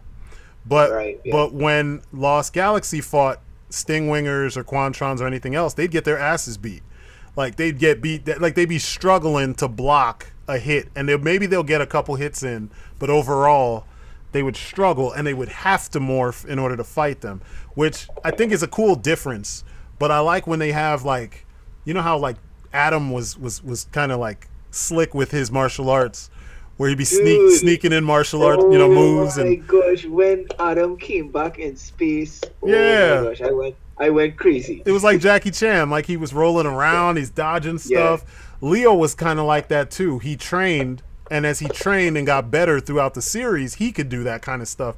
So it's kind of cool when they do it, but yeah, they've been skimping on that. Or like nowadays, they will focus on a Ranger fighting out of his costume, but he's a terrible fighter. So it's like, the moves look all weak, and like when they kick with the wrong part of their foot for the right move, and then you can totally tell when a stunt person takes over, because the stuntman always ducks into his he covers his face with his arm while he's doing a cool attack or something, and you're just like, where'd that come from? So what would you say is one of your favorite fights of like all the ones you've watched? Good question. I'll go first with this one, because I got one at the forefront of my mind. So there's my favorite. Whenever I want to show someone that the choreography can be really good, I go back to Lightspeed Rescue when Dana first fights her brother as the Titanium Ranger, like morphed. How it's the fight where it ends with him kicking her in the chest so hard she backflips and lands on her feet and then falls to her knees. You know what I'm talking about? I'm gonna find it on YouTube and send it to you. It's so good. It's so good. The other one would be when the Titanium Ranger, It's like a fatality. I know, right? It was so good. Like he hit her with like a triple kick, and she blocked it. And on the third kick, it hit her so hard she did a backflip. Because he would hit people, at least in the beginning, he would hit monsters and Rangers so hard that on the block, they would be thrown off their feet. Like he put Tommy to shame, and like he would run the way Supersonic runs. You know how Supersonic in Sonic 2, when you get all the Chaos Emeralds, he takes one step and just flies. Like that was how he literally ran at the Rangers. He took one step. At least I think when he turned good, he ran at the bad guys where he just dashed and then jumped and kicked the dude, and on the block it sent the dude into like the wall or through a wall or something like that. I mean, he was nasty. Like his movements were so dope and just crisp, and like he was so powerful. Like you could tell that they deliberately made sure that the stunt team conveyed power with all of his attacks, you know, power and agility. But yeah, that was one of my favorites. And then of course, you know, there's stuff like when Leo fought Magna Defender. That was a cool one. It was short, but it was cool. Leo got his ass whooped, but it was pretty cool. I think for me it would be probably when Carlos fought one of the Psycho Rangers and he got I think one of the Psycho Rangers did like this spin in the air and did an elbow. Elbow drop on him, Elbow drop on him. No, that was so cool. That was a Space Ranger did it to one of the Psycho Rangers. You're talking about yeah, it was Blue. TJ did that to was it TJ? Yeah, TJ did that to Psycho Blue, I think it was. Man, that was man. Wrestling move, bro. Yeah. That elbow drop was insane. All right. Mine. It could it be a fight scene or just a scene in general? Yeah, just a fight scene in general. Yeah, because all right, this scene blew me away the first time I saw it. I'll be honest with you guys. You see, when Tommy was evil as the Green Ranger. Come on, he jumped. Tommy. No, wait, it's what he did. It's not really fighting. I was saying it's what he did. You see, when he jumped into the Megazord head and just beat them out and threw them out. Oh yeah. That was cool. Like, yo. It caught us all. Wow. It caught us all off guard. I remember that. Yeah, I found it. Oh my god, this shit was so good, so good. Yeah, I just put it in the chat. Yeah, I remember that. That did amaze me. I was kind of like, oh shit, okay. I used to like on that team. The best fights were usually when Jason and Zach were fighting stuff like. Especially in the second season when the two of them seemed to get a little more shine time, it was pretty awesome because the two of them, like Zach always did interesting stuff. You know what I mean? Like he didn't just do martial arts shit. He always did like gymnastics shit too, and it looked good. It didn't look whack. You could tell that they had some kind of, you know, you knew Jason did karate. You could tell he could fight. You know, and I like how his stuff like. Tommy was flash and like his moves are flashy, whereas Jason was more flash. Jason was more technique oriented, and it looked good. Like what he was doing always looked pretty damn good. Yeah. Tommy had this kick he used to do all the time. I always used to look good. I think it's the tornado kick. Yeah, he'd do like 3 in a row. The way how he used to tuck his. He used to kick. And then land on the same foot. So he would kick, and land on the same foot. The 720. Or, 540, yeah. I was like, yes. Yeah, that's one of those classic tricking, martial arts tricking moves. Yeah, he always did flashy stuff that wasn't really, it didn't really matter. Like in real life, when people do that and someone knows what they're doing, you snatch them out of the air and slam them on their neck. It's that simple, you know? I remember the first time I saw someone do that in real life. That's literally what happened. While he was up there, because you got to jump fairly high so that you can land on that same leg. Or if you're short, you got to make sure that kick is quick. And the dude did it, missed. I remember snatching him right out of the sky. Just like Goro Diamond in King of Fighters. Snatch him out of the air and just judo his ass to the floor.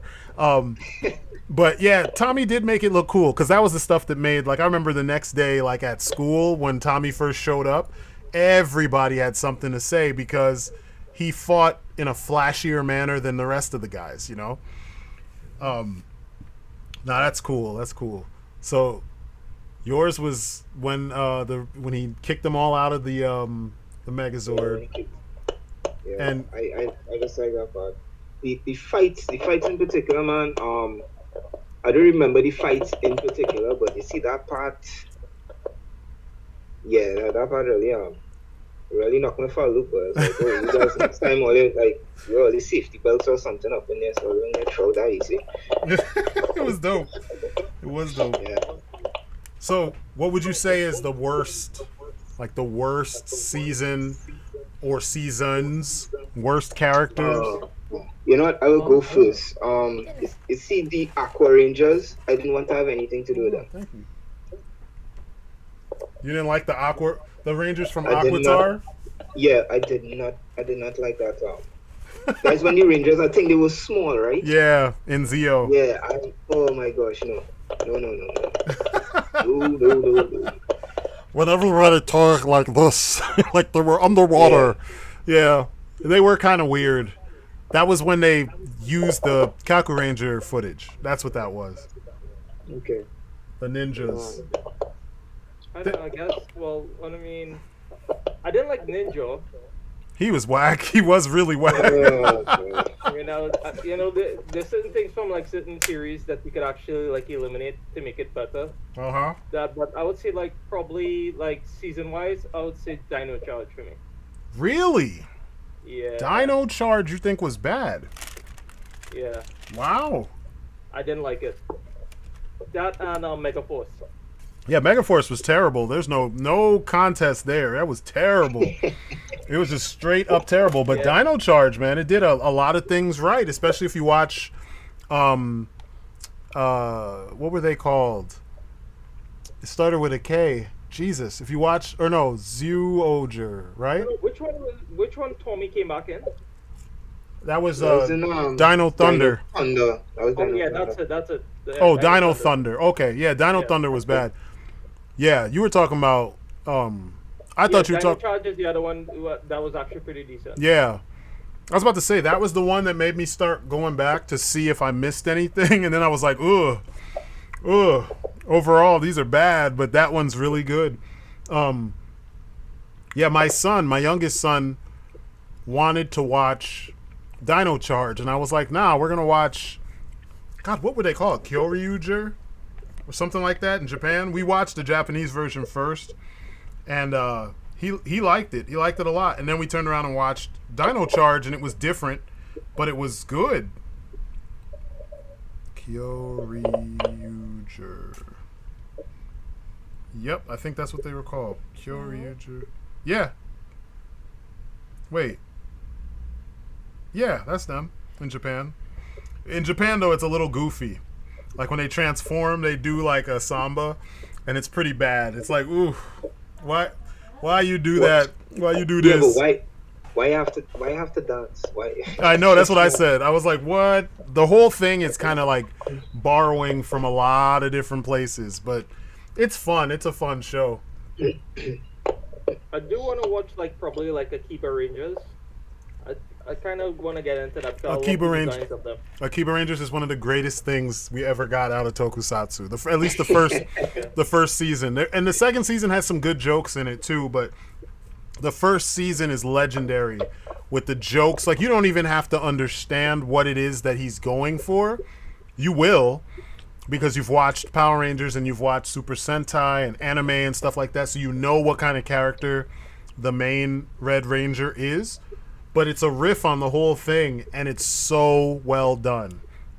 So well done. The intro is well done. All the characters are well done. There's a couple standout like comedic moments. That's why I used him as my my mascot for my channel for a while, because he's actually still using him, because he the show at first when I saw them, I'm like, what the fuck is this with their hair being part of their helmets? Like, look at this garbage. When I realized that, I say, yeah, boy, those helmets cool. Yeah. So like out of context, they just look like bootlegs, because it said unofficial on. They're called the unofficial Sentai because they're not 100% part of the the actual Sentai pantheon, and you'll see why when you watch the show. But I think they're more hentai than anything else. No, they don't. They're like, it'd be like if fanboys or like an otaku got to find a way to insert themselves into the universe of their favorite anime. It's kind of like that. Like if you could put yourself in the Marvel Cinematic Universe or something, you know what I'm saying? Like, Yeah. it's kind of like that, but there's problems with how they do it, and that's the comedy of the show. On top of the fact that they're kind of goofy ass individuals, but yeah, it's a great show. Oh my god, it's a great show. And the villain, she's not really the villain, but she kind of is. Malshina, holy shit. Like if you didn't know that some of those actresses are adult actresses, when you see Malshina, you'll be like, woo, okay. It was weird. You're serious, right? Yeah. You're serious, right? She's an adult actress? Yeah, she's not even the first one. Like a lot of the Japanese female villains are, they come from that world. Yeah, I was like, what? Because like I was looking for an action figure of her, and then I came across a thread where they were explaining why you don't typically see figures of these characters, and I was like, what? Adult actresses? So I went back to look at all these different examples of characters from past Super Sentai shows, and I'm like, wow, this isn't bullshit. They actually are. Like when you look up their name, it'll say they're primarily adult actresses, but they showed up in these other regular movies, and I'm like, huh, that would never fly over here. That would never fly over here. For real. I mean, I can only think of like maybe one other actress that ever, I shouldn't say one, but one maybe recent actress that I can think of because it was a big deal, and they were in video games, and like, two, and they were in video games, same series with Saints Row. And they were proud of it. That's how I know, because it's Saints Row, and they were like, ooh, adult actress, who was it? Tara Patrick is, this character in the DLC for the game. And then in Saints Row the Third, it was the twins were played by an adult actress. I can't remember her name. It's just not my bag.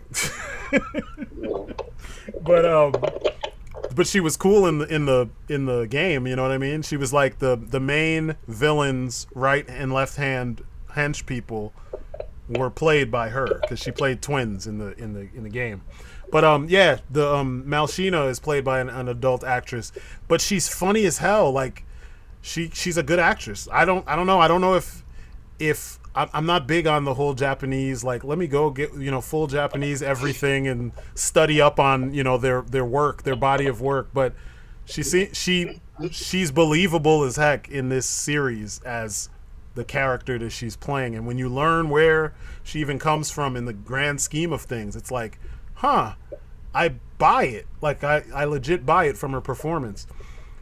Another thing I wanted to bring up, how do you guys feel about, because we're talking about like how there's adult actresses in, pretty much a kid's show. I know things are different in Japan with that kind of stuff. It kind of doesn't matter. But how do you guys feel about like the more kid-oriented shows being shat on by the greater community or fan base? Like the Power Rangers fan base hates Ninja, which was what Ninja Steel was based on. They also hate Voyager, I think they were called. That was the animal Sentai that you sent me the American concept trailer for Zorpox. Remember you sent it yesterday? Yeah. It's clearly a kid's show it was inspired almost 100% by Minecraft. And when you watch the show, their Zords are literally blocky things that turn into something else. And it's very lighthearted. I mean, it feels like a kid's show. You couldn't mistake it for anything else. And yet the fan base shits all over it as if they're missing all these points. Same with what's the other one? Go Busters. Go Busters isn't really, I mean, it has serious elements, but it's like a throwback to the more kiddie Super Sentai shows. What do you feel about that? Like, even in America, like a lot of the shows seem really kid oriented. Like, who was taking Power Rangers Samurai seriously? It clearly was aimed towards kids, you know? I had to tell them grow up. Oh man. I had to tell them grow up because I mean, who would be so serious about Power Rangers? That's what I'm saying. But there's a whole the whole fan base is like this.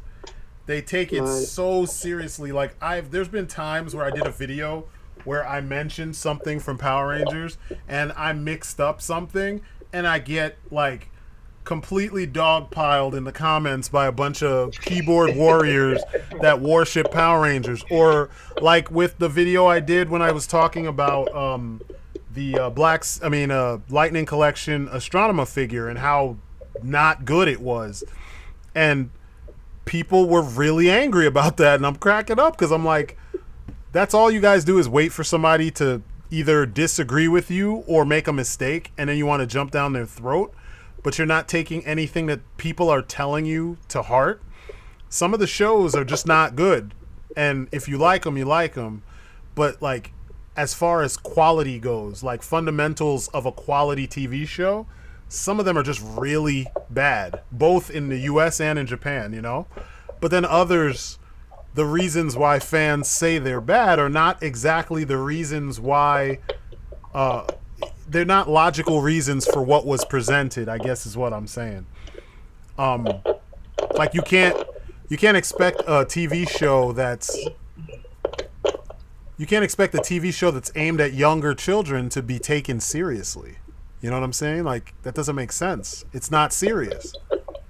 Although, yeah, for real, although it may have some certain storylines or certain episodes that might be serious, but at the end of the day, you have to realize who it's geared to.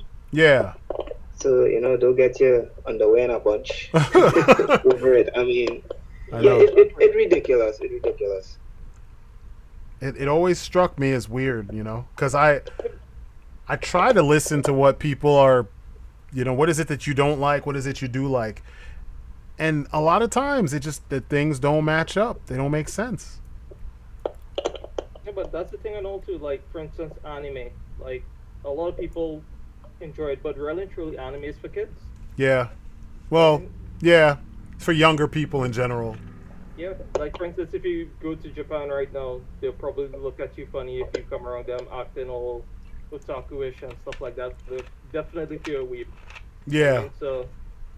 Yeah, there's like a certain age where you stop watching that shit over there. Yeah. Yeah. It's so strange, man. Like, you can't enjoy a thing. You can't just enjoy a thing and enjoy it for what it is. It's like there's all this other shit that has to be put on it to justify why, in America at least, with these fans these days, that justifies why it's great. You know, like there's so many video essays on YouTube where people try to make Dragon Ball Z sound like it's high art. I'm like, clearly he figured out a formula that works and he's milking all you motherfuckers for all your money. That's why he doesn't even bother to name the characters with real names. He just looks at items in his house and names the characters after them. Fucking various vegetables, Piccolo. Yeah, it's like, really? Like, clearly he's not even he's not trying. He's just doing it because it's easy and it works and you eat it up. He's trying to cake off for the rest of his life. And so is the companies that bought Dragon Ball from him, you know? So it's just weird to me how serious these folks take it and how serious they want everyone else to take it too, you know? Guys, to be honest with you, I actually gave up on Dragon Ball Z. Me? I gave up a long time ago. Like, since, I'll be honest with you, the last Dragon Ball Z, like, series I probably watched was probably GT. And that was a long time ago. Yeah. I gave up on that shit after. Me, I was in and out of Dragon Ball Z. So I just like the Goku's two designs, Super Saiyan 3 and Super Saiyan 4. And that's it. Yeah, other than that, I was in and out of it. I don't know. Because, you know, No, you good. You good. You know, it's like after like when they went okay, the blue hair and stuff like that. I was like, I can't watch any more of this shit. No, but Sorry. that I'm trying to understand. I understand what will be the next arc. Who are you going to fight again? How much stronger will Goku get? So you tell me Goku will get so strong that he'll batter eyelash and destroy a whole damn galaxy. That's what he's reaching for. Okay, you know the whole idea of okay, he's now starting to fight other people from different universes. Yeah. Come on, man. Yeah. It's like I can't do it. I can't do it anymore. Well, and no, because there's a cop out. You have nowhere to go again. Well, the problem I have is this. A lot of the fans of Dragon Ball will hate Superman, right? And they diss Superman. They say he's so strong, it's so boring, blah, blah, blah, whatever, whatever. Yet, not only is Goku a fucking bargain basement version of Superman, not only did they just wholesale rip Superman's origin story and everything and just, add Asia to it, Goku also is a boring character. He's funny, but he's boring because he's a one-note character if you're looking at it like that. He's a one-note character who you always know how he's going to react to a thing. You always know what he's going to do because it's the same. And then of all the characters in the series, he's died the most. Yep. He's So always like, let's fight. Yeah, That's all he does. before he even assesses the situation, you look strong, let's fight. And then he gets killed and they wish him back. And it's like, and you say Superman's boring, yet Homeboy's died maybe once or twice. That was like of note, There's times where people thought he was dead. But I mean, there's been 2 times where they really thought he was dead, Superman usually gets shit done, whereas Goku fucks around and gets killed, and then they got to go through all these arcs to fix the fallout.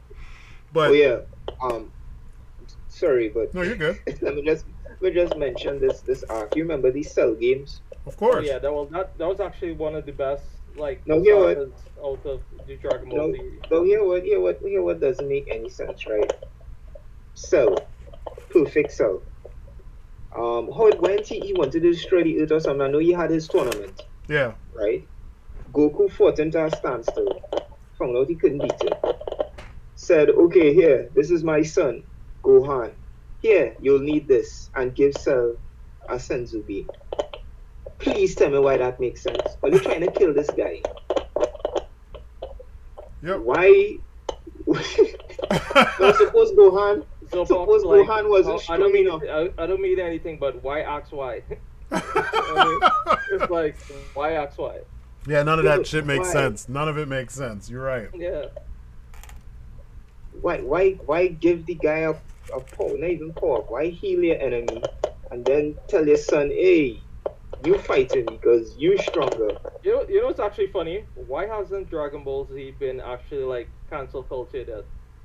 I know, right? Because that's what we should be talking about. Ooh, yeah, that's true. Cancel culture is bullshit to begin with, but you're right. I am surprised that the weebs haven't, the woke crowd hasn't come for the weebs yet. Quite true. Because man, but I think it's the same groups. That's why. Exactly. Mm-hmm. But yeah, I can't get into it. And like, just like Power Rangers, the fan base is a little too obsessed. And they don't it's like Pokemon. Who doesn't realize that they just make random shit into a Pokemon so that you will never catch them all? So that they can keep making more Pokemon series and keep making money. And a lot of times it's low effort. The releases don't have very much difference between them. Sometimes they recycle stories, etc., etc. And they're going to keep doing it as long as you buy it. Ash is a 10-year-old with 20 years experience. Yeah. And not only that, you know what actually like lost it for me? You see, after probably what's the league where is it not Johto? The one with Totodile. With who? That's Johto. That's Johto. Okay, yeah. After that, no, I think not Johto. The one after that, like with Johto. That was like the last, like they say name all the Pokemon or whatever. That's the last set that I could actually stand. I'll be honest with you. After that, don't ask me about anything Pokemon after that. It's terrible. I never got into it.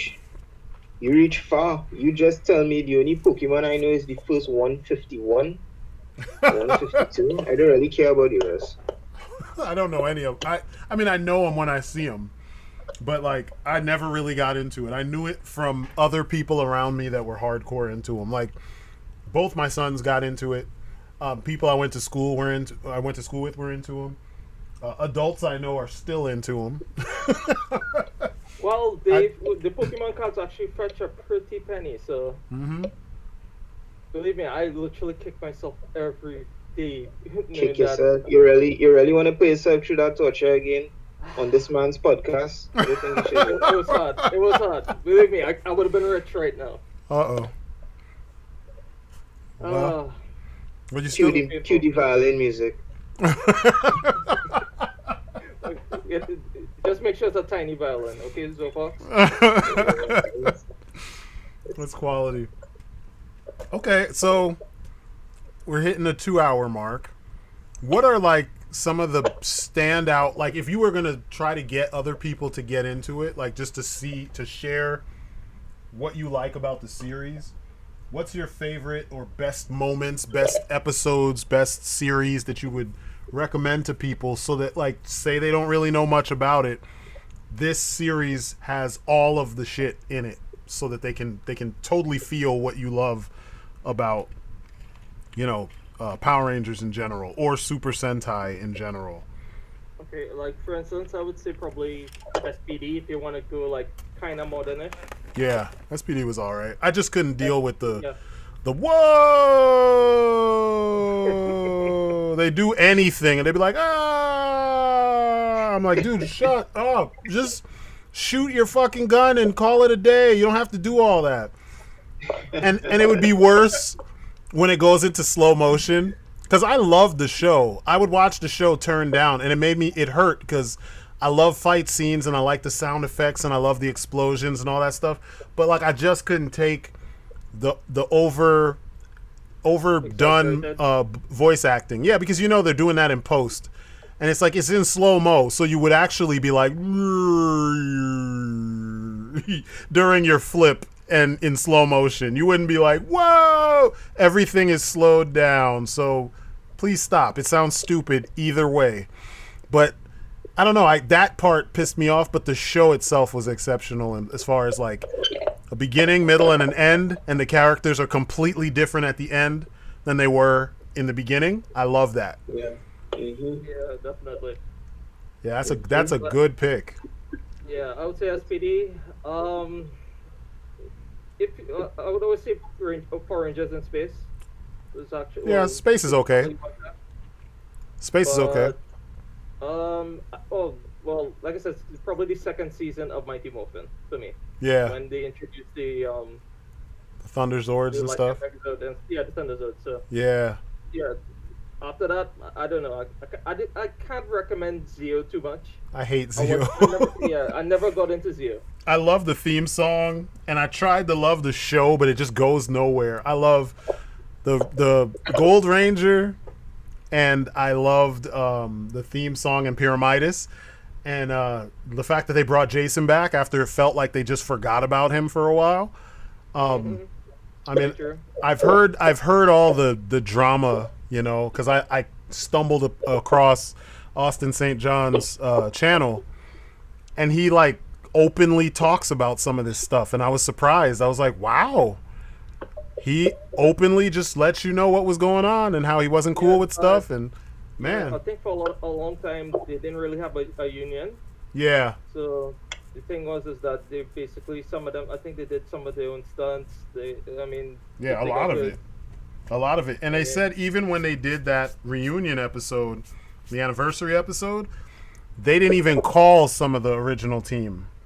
Only Tommy was the only one from the original team that showed up, right? In that one, what was it, the 20-year anniversary episode? So like, you only had one or two members because they didn't want to spend the money. I was like, that's terrible.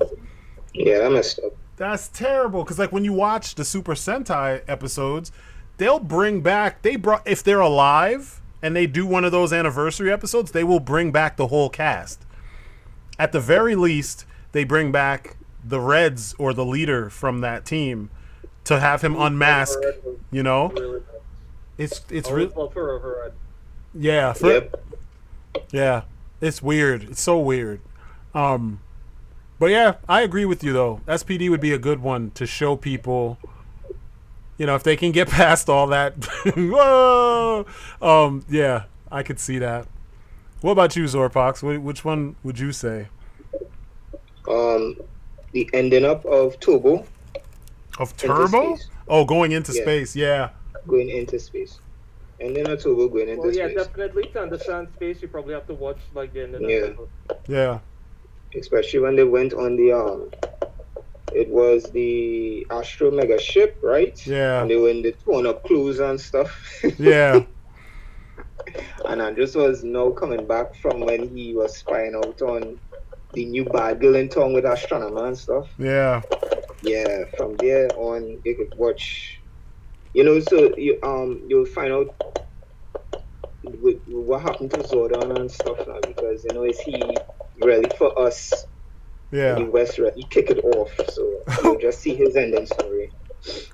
Well, question, because I keep hearing that thing bumping around. Do you have a mic on a headset? Yeah, I have a mic on a headset, so that's why you keep hearing that. I'll just keep it steady. I was gonna say what I started doing is I ended up getting a regular, like a separate mic, but what I started to do is if the audio is not just coming through your headphones, you can set it so that your mic is only, put the mic in front of you and then just have the audio. I mean, you might already be doing it. Have the audio come from the computer itself. So that way you can, well, maybe that might make an echo. I don't know. Hopefully not, but it helps cut down, because I used to have that on my older videos a lot. And it bugged me when I was editing. I'd go back in and I'm like, what is that? It took me a long time to realize it was just my jaw when I'm talking and it's shaking. The arm itself for the microphone, it kind of loose, so that's why bobbing it around and stuff. So Gotcha. But okay, so for me, I don't know, man. Maybe Lightspeed Rescue. Yeah, that's definitely a good choice. It's one of those ones where, like, because it's not in Angel Grove, it was I think it was the first one where they just completely moved from Angel Grove. Well, no, because that was the first one on Earth when they came back, when we were done with Lost Galaxy, right? Yeah, after Lost Galaxy. So, yeah, it's like a whole new format for the old information, kind of, you know? And it feels like Super Sentai, too. What are you about to say? Sorry. You know, one series we didn't really touch on was Power Rangers in Time Force. I hate Time Force with a passion. Hate it with a passion. I hated the theme song. I hated the crashing through another time. It's terrible. Terrible. The acting was terrible. The only thing I'll give him props for, and I have to give him props, is that the leader of the team was the Pink Ranger, and she was hardcore. Like, at a time when all of the Pinks were so girly and stuff. Actually, both females on that team were kind of hardcore, but everyone else didn't have any personality. It was just her and Wes had all the personality, and everybody else felt real generic, like the Blue Ranger's full of himself. Ooh, because we've never seen that in all the other shows before.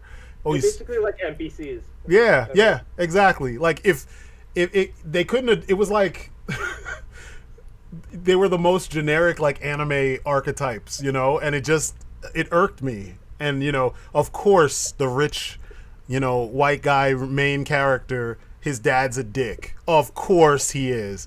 Of course his friend, who also can fight, is a rival and is pushing it as far as the rivalry goes, to the point where it's just like, dude, calm the fuck down. Just work together. Like, of course that's the problem. Like, everything felt so generic. And then you had Trip with his fucking wig. That guy made me so angry. That shit You couldn't glue that shit properly. Like, come on. That's bait. Like, we could get a wig from like a drugstore right now, and you could apply that shit to your own head better than that. And they had a whole team of people, you know what I mean, working on makeup and costumes and Rancic. I know that dude. It's the dude that fought Arnold in Commando with the metal T-shirt. When you mention it, yes, it's him, and he's so bad. I don't even understand what he couldn't really fight that well. He's not buff and big and scary or anything. He looks stupid, and like somehow he was the main villain of the show that they were struggling with. Like, I just didn't buy a lot of the shit they came up with. And then when you see how Time Force as an organization runs, I'm like, how are you guys failing? Like, or how are you not failing? I mean, like, you know what I mean? Like, your freaking time machine is a big ass robot with a club hand that it slaps the time machine into the portal. Like, are you fucking kidding me?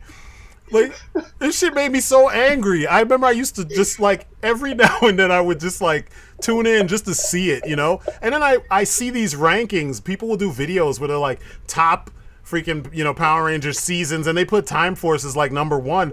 I'm like, you need to stop smoking that blue crack.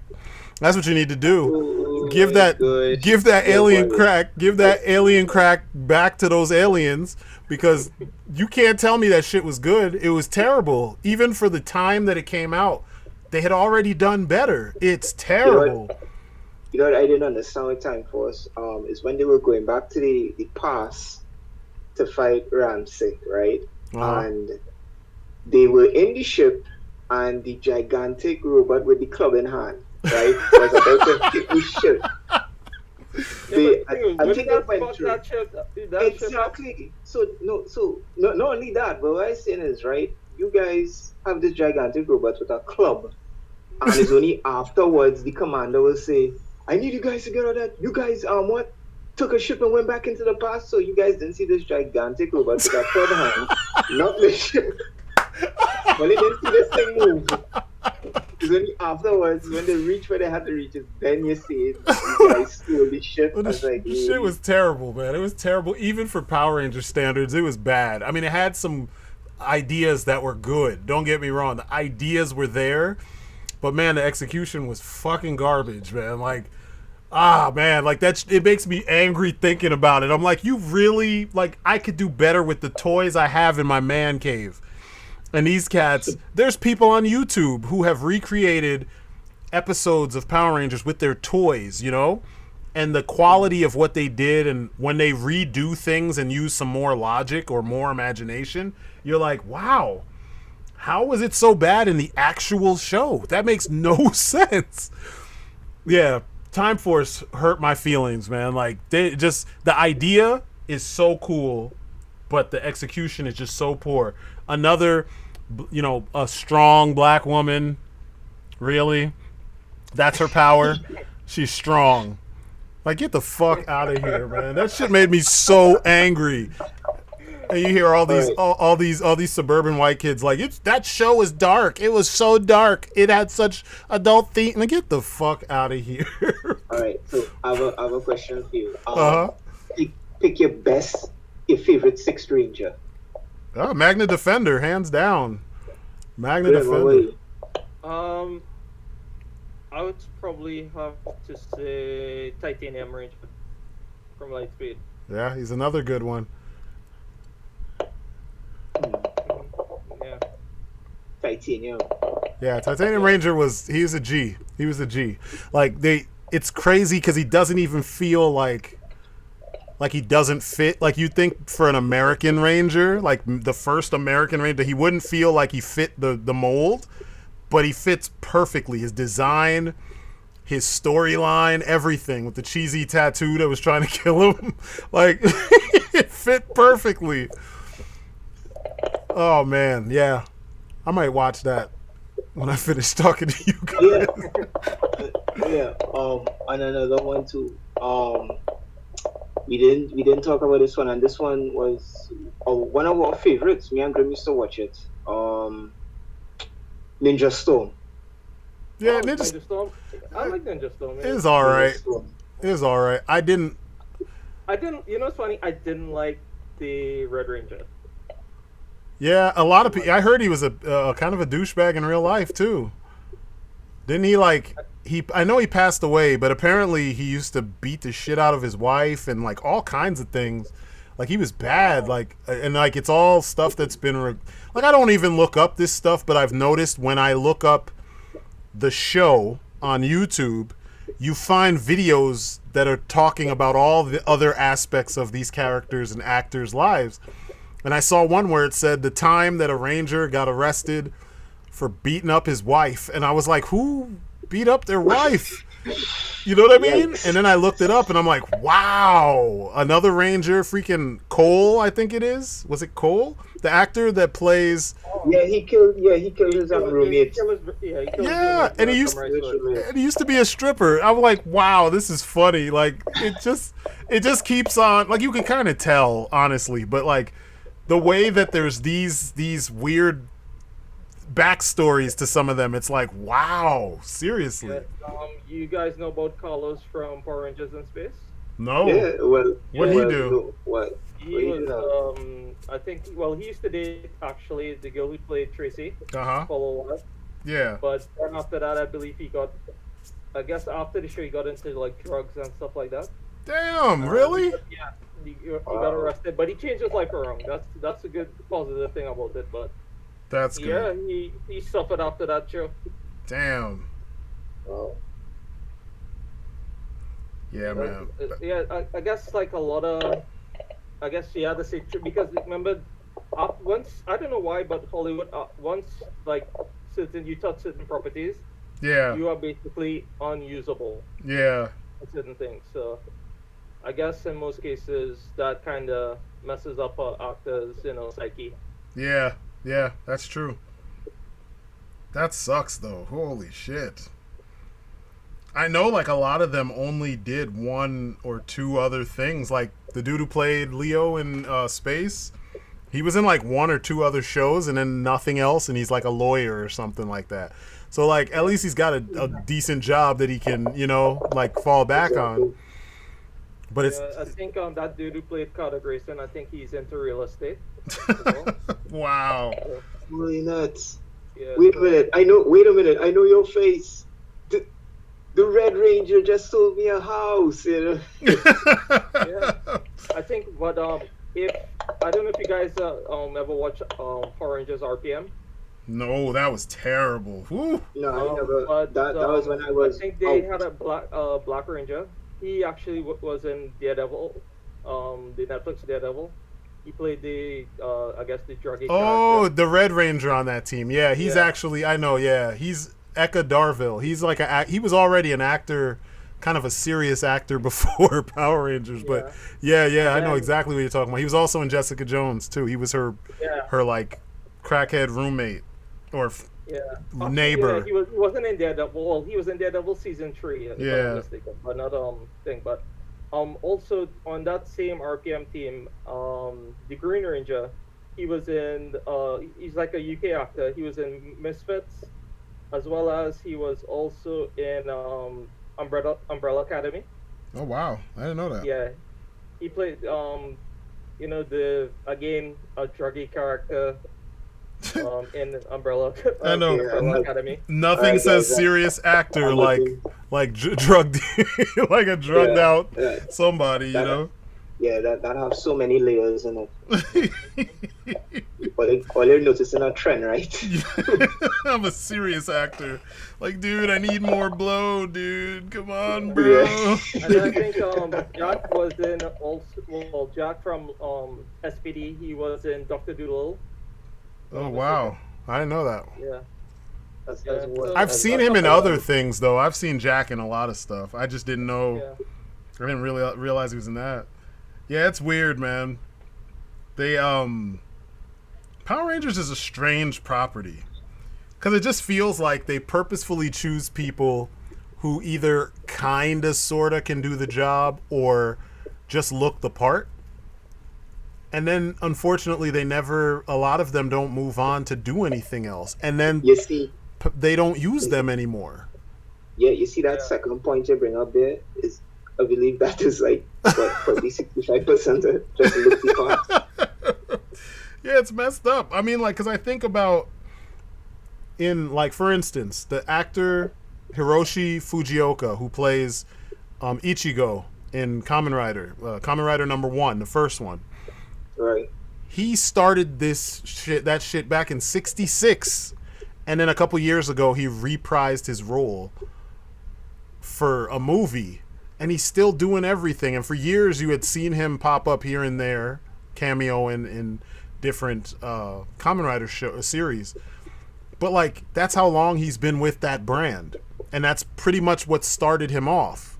And you know, there's other actors that are still alive that the same deal. You know, they play that role over and over and over throughout their career, and people kind of respect it. Maybe it's the fact that here in the U.S., it's not necessarily respected, superhero roles, until Marvel, and with the exception of like Christopher Reeves and Michael Keaton. Typically, if you play a superhero, they don't respect you as an actor the way that they do for everything else. So maybe that's what the problem is. Yeah, true. Because look at Star Wars. Yeah.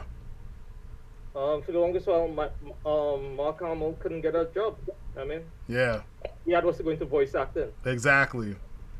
I mean, And he's talented. He's a good actor. I mean, he's not, I guess, traditionally handsome. And since the accident he had when he was younger, he's still not traditionally handsome, but he still fit the role, you know? And his voice acting work, like, he's an amazing, like, impersonator. Because he impersonates lots of people, and he's pretty legit. He sounds good. So it's kind of strange. He voice acting as a new Skeletor in this new He-Man series coming out here on Netflix. Yeah, I'm anxious to see this thing.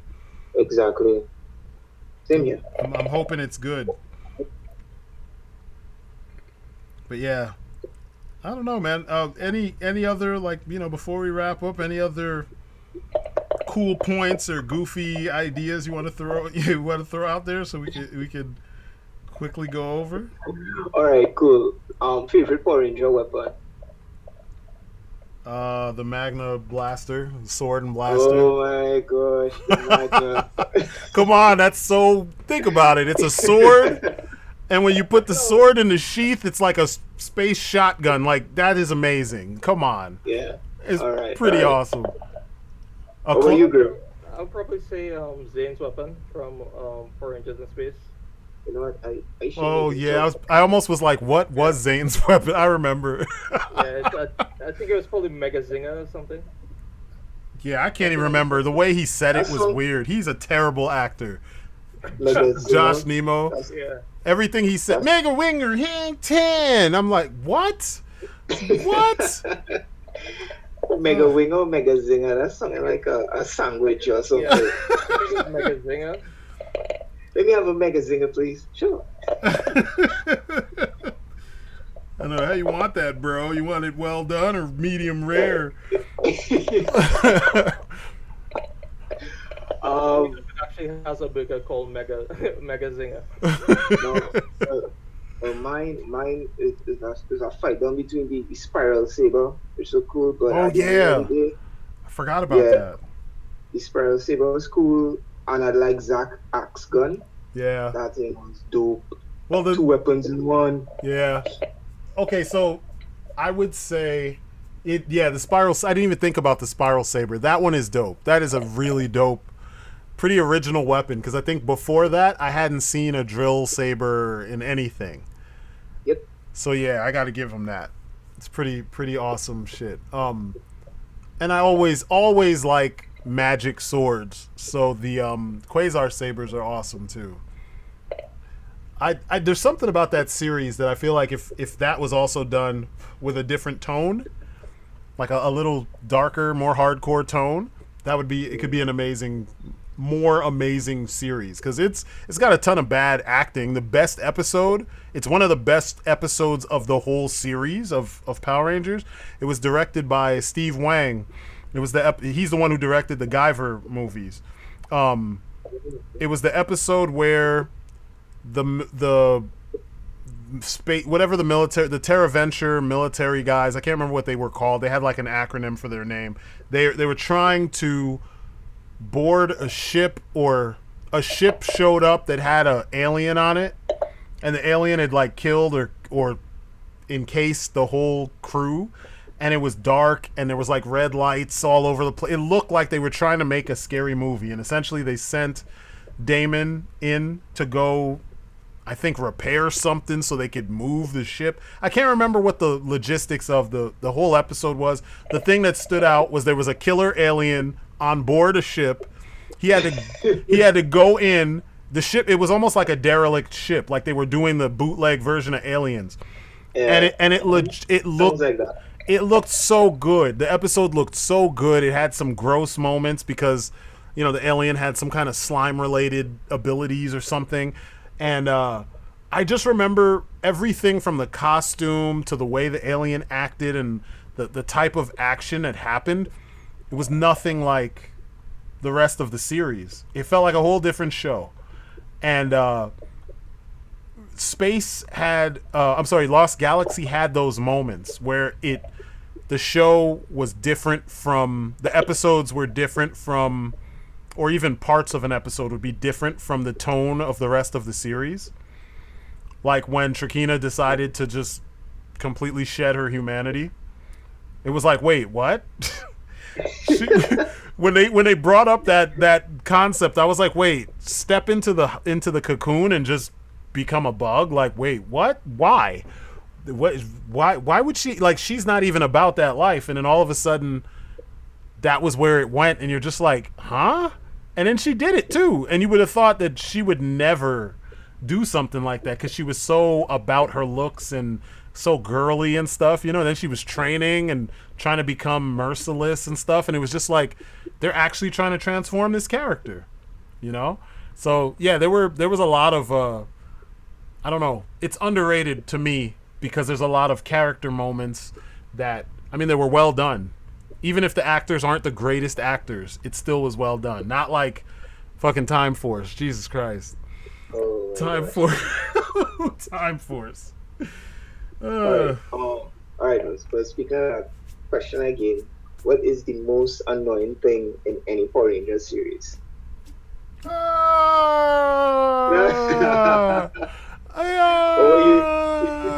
about you, Grim? Most annoying thing? Yeah, it has to be that. You know, it's my most annoying thing other than Alpha and the I. Well, I mean, at least that's not in every series. It's not. Zane's weapon is called the Super Silverizer. Oh my god, yeah, because the way he said it, Silverizer. I'm like, ugh, enunciate, homie, enunciate. Super Silverizer. But so Alpha, and you see when Tommy fighting, and you had to hear the see hiya. After a while, I was like, why? Yeah, man, it's too much. It's way too much. But I mean, it worked. I think he knew that it was a memorable sound. Because I mean, a Kia is Kia. That's it. It's done. And he went out of his way to be, something outside of that, so you wouldn't forget it. I mean, it worked. And the dude is all about like projecting his image, because dude is so full of himself. It's nuts. I'm like, dude, you're a martial artist. When you hear him talk about everything, it's like, wow, you are really full of yourself. I was really happy to only know about the the character on screen. I didn't really want to know, about you as a real person, because once you hear him talk, it's like, wow. Well, it's actually funny that him and Jason David, yeah, him and John had beef. Yeah, and it lasts for so long. Yeah, it's very long time. It's nuts. I think they only pushed the beef somewhere around probably the new Power Rangers movie. Yeah, recently, the last couple of years. Yeah, it's bad. It's pretty bad. I'm like, wow, you guys, all that time, you were so young back then. So of course you're gonna do stupid shit. Yeah, forgive and forget. That, Austin St. John was actually the youngest of the cast. He was the youngest of the cast. Yep. I'm like, of course, and he was doing martial arts, and he was around other dudes. And he exaggerated about his exploits. Like, of course he would. 16 years old and in Hollywood, now you're one of the most famous people on the planet. Of course he's going to exaggerate. Of course the fame is going to go to his head. like all the other guys say it did for them too. They just reacted differently, you know. But That's cool. 'Cause even like Billy got a bad rap in Hollywood. yeah, I know. He can get it. Yeah, he can get a job. That's what I heard. Yeah, but when I mean he's doing actually really well now because he got into the whole Everything is terrible. Oh God, it's so bad. It's so You know- bad.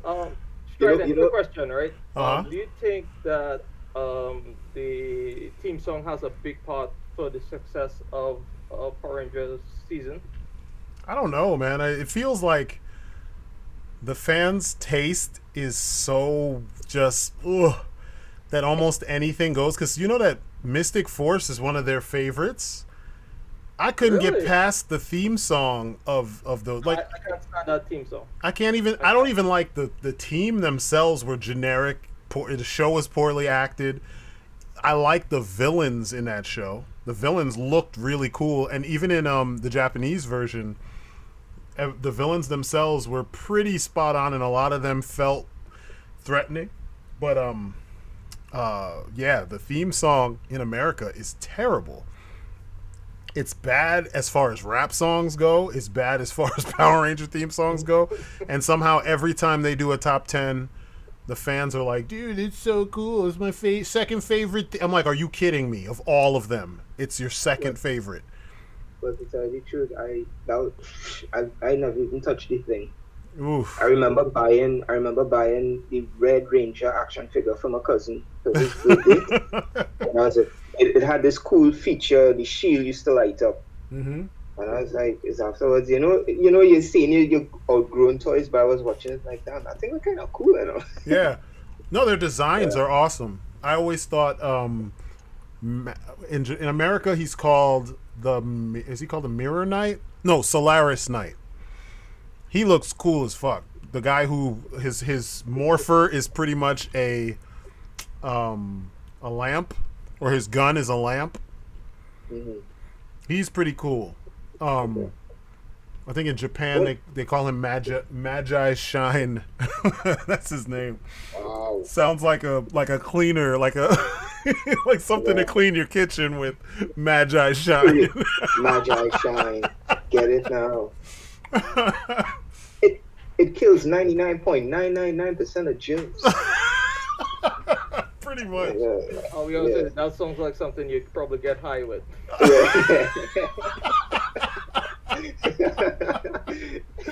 Oh my god, yeah, it's true.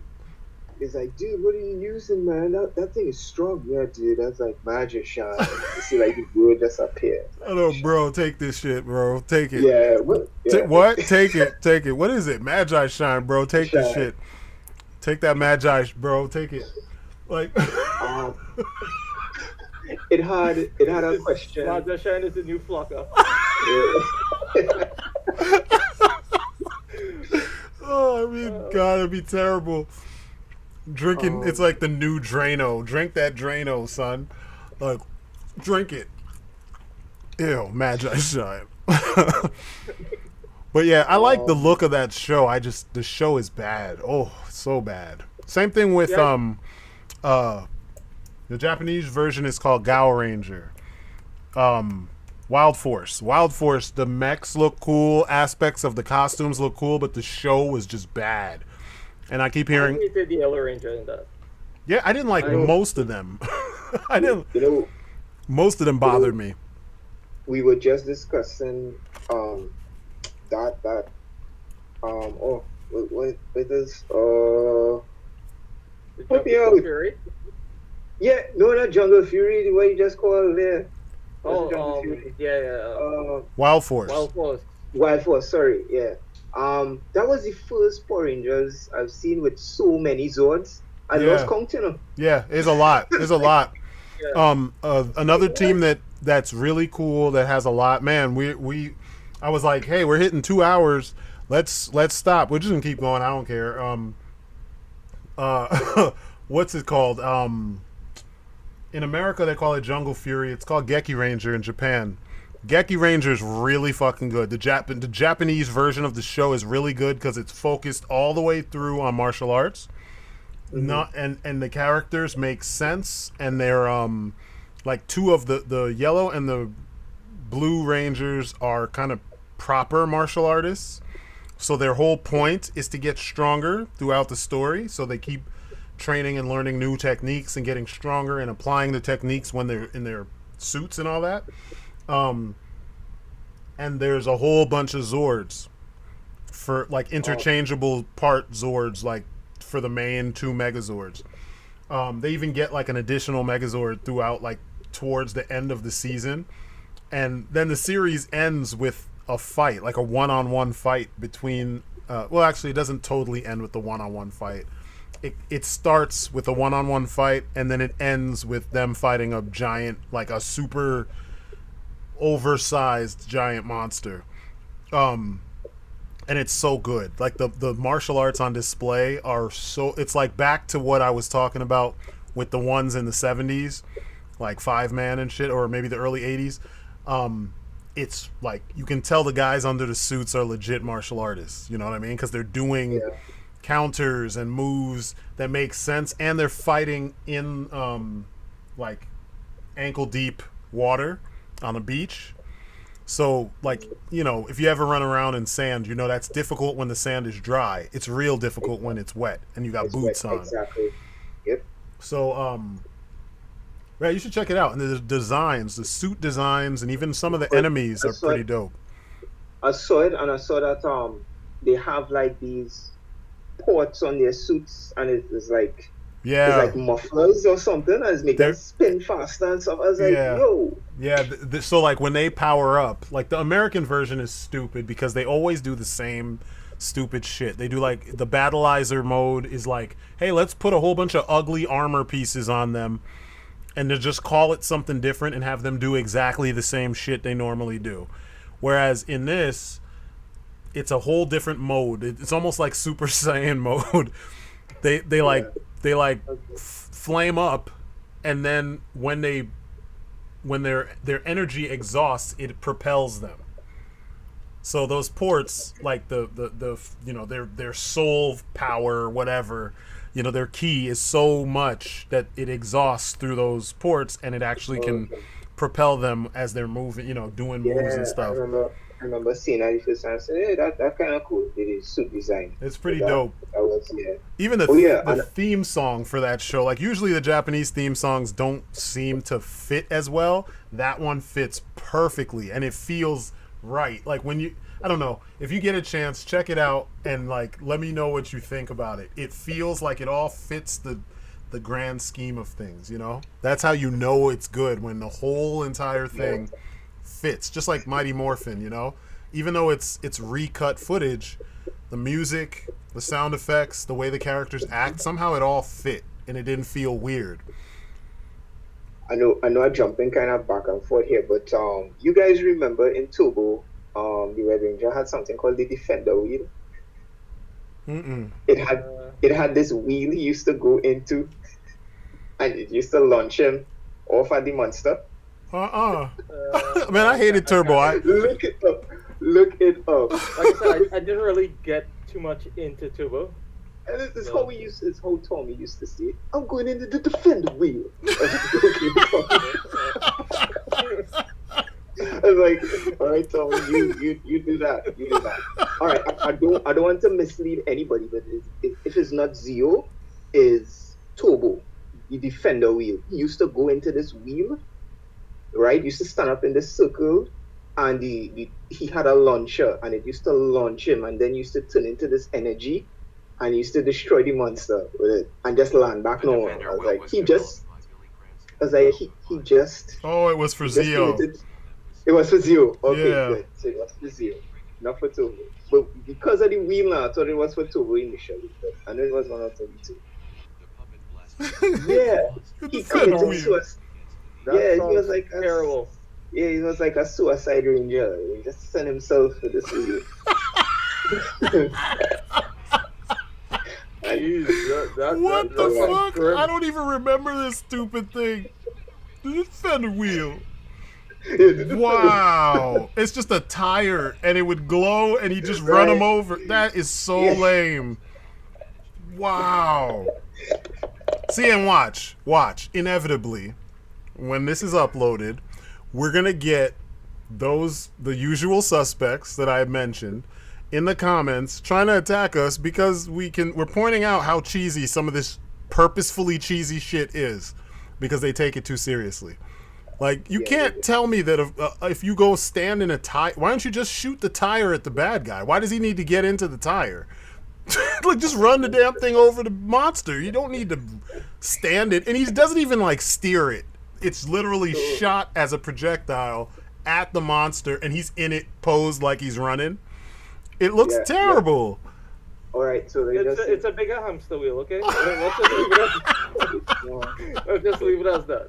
Grim, you're right. You're damn right. Yeah, it's a hamster wheel. It's a hamster wheel. Yeah, it's pretty bad. Okay. Oh my goodness, they even have toys for it. Oh shit. Wow, okay. I remember it's just how you used to say it. Fender wheel. Let's go to the fender wheel. Like, no, like, yeah, Tommy, you do you, bro. That's like, we used to always laugh at Carlos when he was like, Quattro Blaster Power.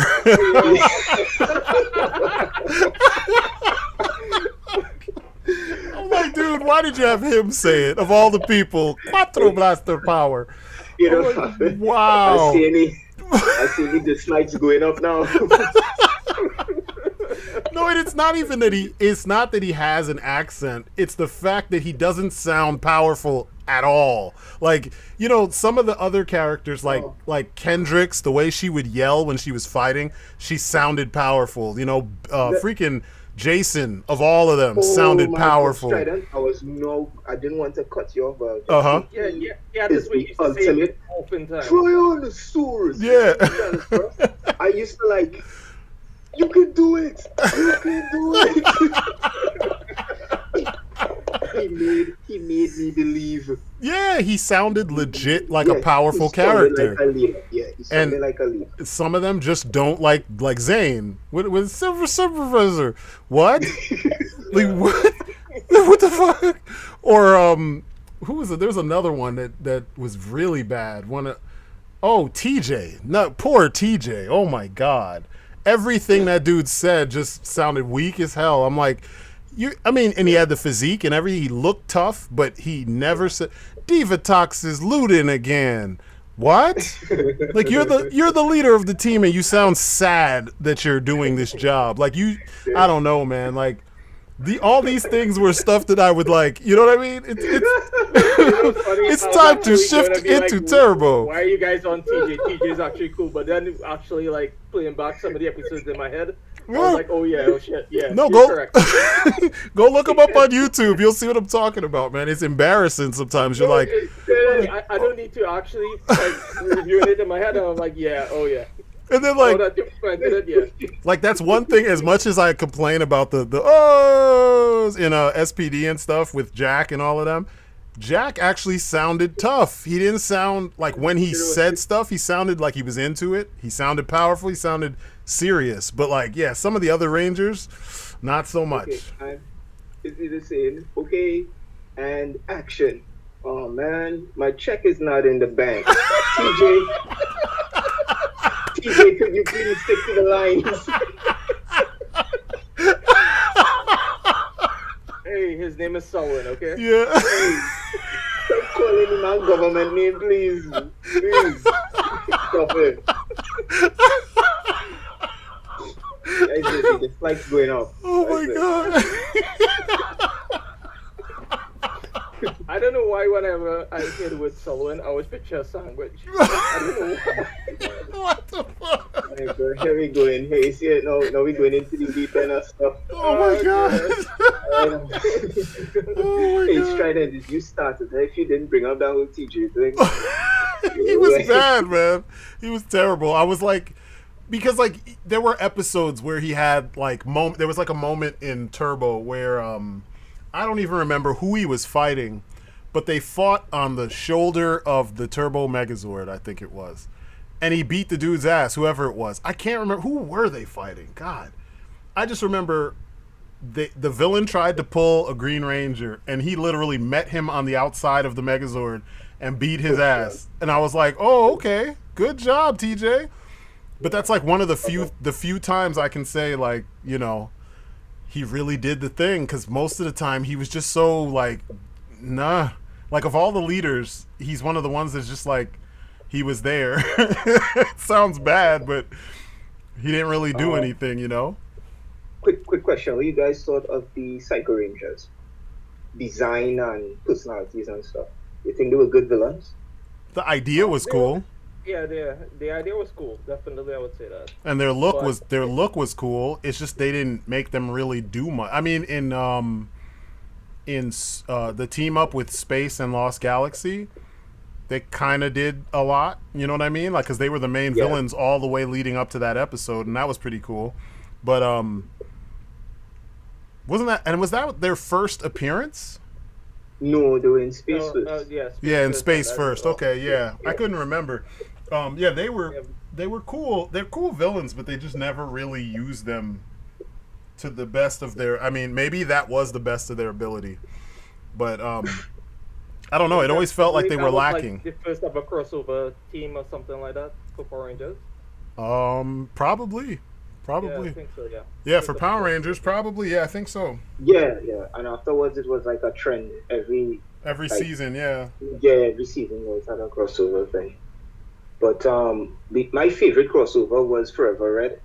I remember renting that videotape, and every time I go into the video store, I rent that tape and just play it over. I don't know, something about it with all the Red Rangers coming together. Yeah. It was really cool. Well, my only gripe with Forever Red, they actually used Beetleborgs as the villain. Yeah, I know, right? The Shadowborg was the villain. I was like, what are you doing? Yeah. But the fights were kind of cool. I remember showing one of my friends I used to train with. He was like, you know how they did that slow motion Matrix type thing when they would hit, each Red Ranger would beat the villain, and when they beat him, it would do the rotation in the Matrix, you know, but it wasn't quite as good as the Matrix. And he was like, man, if you don't get this shit out of here. He was so embarrassed to be watching that shit. I was like, yeah, I know it's not the best, but you have to give him props for the choreography. But yeah, he was so mad. He was like, bro, if you don't get this shit out, you don't get this shit out of my face. I was like, yeah, I know it is a bootleg Matrix. They tried real hard. They didn't try hard enough.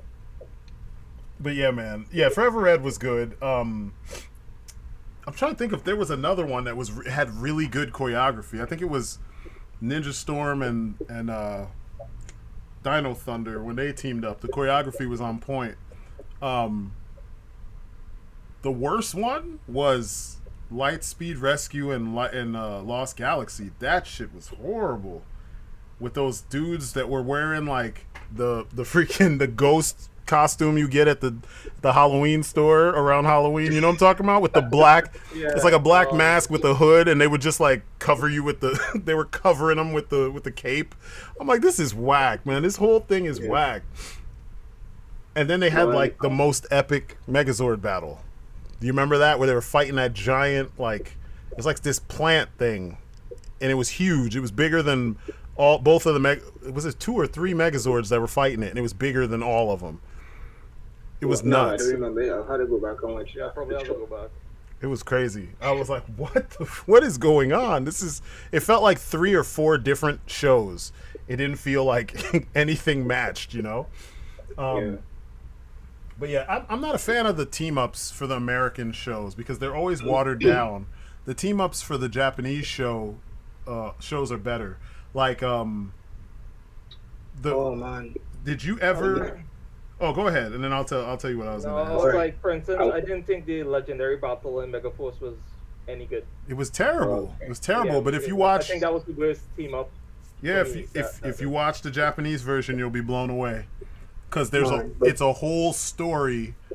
That whole section that's just a quick, fight at the end of the movie or the episode there's a whole story that leads up to it that utilizes all the legit all the teams. and like that's the beginning of the episode. That's not like 5 seconds. You know what I mean? Like there's a whole story, and then you get the rest of the episode. I think. Yeah, go ahead. I'm sorry. You know what was nuts for me? I saw a Power Rangers / Kamen Rider crossover. Oh yeah, years ago with the Kamen Rider, the terrible Kamen Rider for America that just didn't work with the Furby. He had a Furby for a friend. Remember that? This one, it was like, this movie was like the Kamen Riders and the Power Rangers were at war. Oh yeah, that was good. I saw that. Yeah, that one was good. Captain Marvelous was killing everybody. Yes. Yeah. Yes. I've never seen that. You need to check it out. Captain Marvelous, like in the first 5 minutes, Captain Marvelous, he's the Red Ranger from what in America is called Mega Force. God, that show is terrible. The pirate motif on, Yeah, so Captain Marvelous, he's like a complete badass. Looks like a girl, but he's a complete badass. Like he's the prettiest pretty boy, but he is one of the most badass characters you've ever seen in a Sentai show. And he kills off it appears that he killed off like 6 of the great 7 Kamen Riders. Before you go on, Strider. When I saw him kill them off, I was like, wait, I thought Strider told me these guys were cool. one Red Ranger just murked these guys. I know, right? That was my problem with it. That's my only problem with the episode is that, like, if you go into it not understanding what you're about to see, it's like, wait, what? Yeah, exactly. You know? I was like, what? But then when you see it and you learn, like, there's a logic to what's going on, and there's like a kind of like an explanation at the end of everything, then you're like, oh, I get it now. I get why this happened. Because there's more to it than what you see initially. Yeah. But I felt the same way. I was like, wait, what? It took me 2 tries to watch it, because when he killed off Ichigo, I was like, I'm done. I was like, fuck this show. I'm done. And I was like the same way too. And who was the opposing Kamen Rider?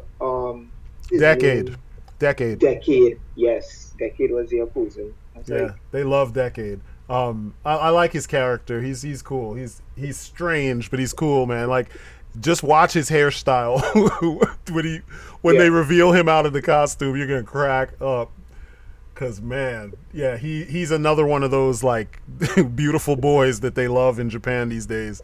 Like that's kind of one of the things that I'm not liking about the newer Kamen Riders. They don't look like they're capable of doing what they do. I mean, they're not capable. Clearly, it's a different actor in the suit. But like, at least back in the day, they tried to match them so that it felt like the guy, it's the same personality, it's the same guy in the suit. You know what I mean? Like, you believed it more. You know why I like Kamen Rider Black so much? Because the man sang his own theme. He did sing his own theme. It's true, he did. Him and there's a couple that have, but I know for sure him and one of my favorites is Eternal. Kamen Rider Eternal. He's all white, and he has like the black cape and all the different like USB drive things. They're called Gaia memories, like all over his. He's got like a harness that has pockets or clips for him.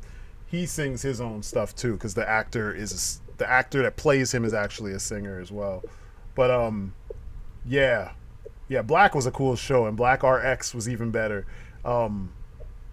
I miss those some of the just the straight up hardcore like feel of those older shows, man, because they didn't pull punches when they were trying to make a point. Like if they're trying to show you how evil a character is, I mean, the characters would they would go all out, you know? There was a cool team up though, a Kamen Rider team up movie where it was called the All Riders versus Die Shocker, meaning Big Shocker. Shocker is the enemy of like Kamen Rider. They created the Kamen Riders, and Ichigo revolted and fought against them. So like in all the earlier series, mostly like the Heisei era writers, which is like the stuff before Kuga, I think it is, or Agito, they all fought some form of Shocker at some point in their story. You know, even if they had another villain. But yeah, there's this character from Kamen Rider Black named Shadow Moon, who's like this. He's like possessed by the devil or some shit. Like, is it he or he is the? It's something having to do with the devil. I can't remember how it works. He calls himself the. I don't remember. What does he say? Because I remember his whole shtick has to do with like either resurrecting the devil or becoming the devil or something like that. He's evil as fuck. I mean, that's the point. And in this, he does all this stuff. Like it's like there's a whole alternate dimension angle, and there's like, you know, he Decade joins Shocker so that he can figure out what's going on, and then he gets found out, and then Shocker beats his ass, and then he gets his mojo back, and he finds the other riders, and then they all fight Shadow Moon. And at the end of this, it's the most spectacular defeat of a villain that I've ever seen in like live action. I can't tell you what happens because like you just need to watch it all the way through it and see the end of it. But I'll find the I'll give you a link to the actual movie itself so you can see what I'm talking about. But it is I want to see the spectacular ending. It's ridiculous. It's one of the first ones I was able to get the DVD for when I first realized that, you know, this was a thing. Actually, I think the whole thing is on YouTube. Nice. Cool. So yeah, you should be able to watch it. It's in parts, but I'm gonna put it in here.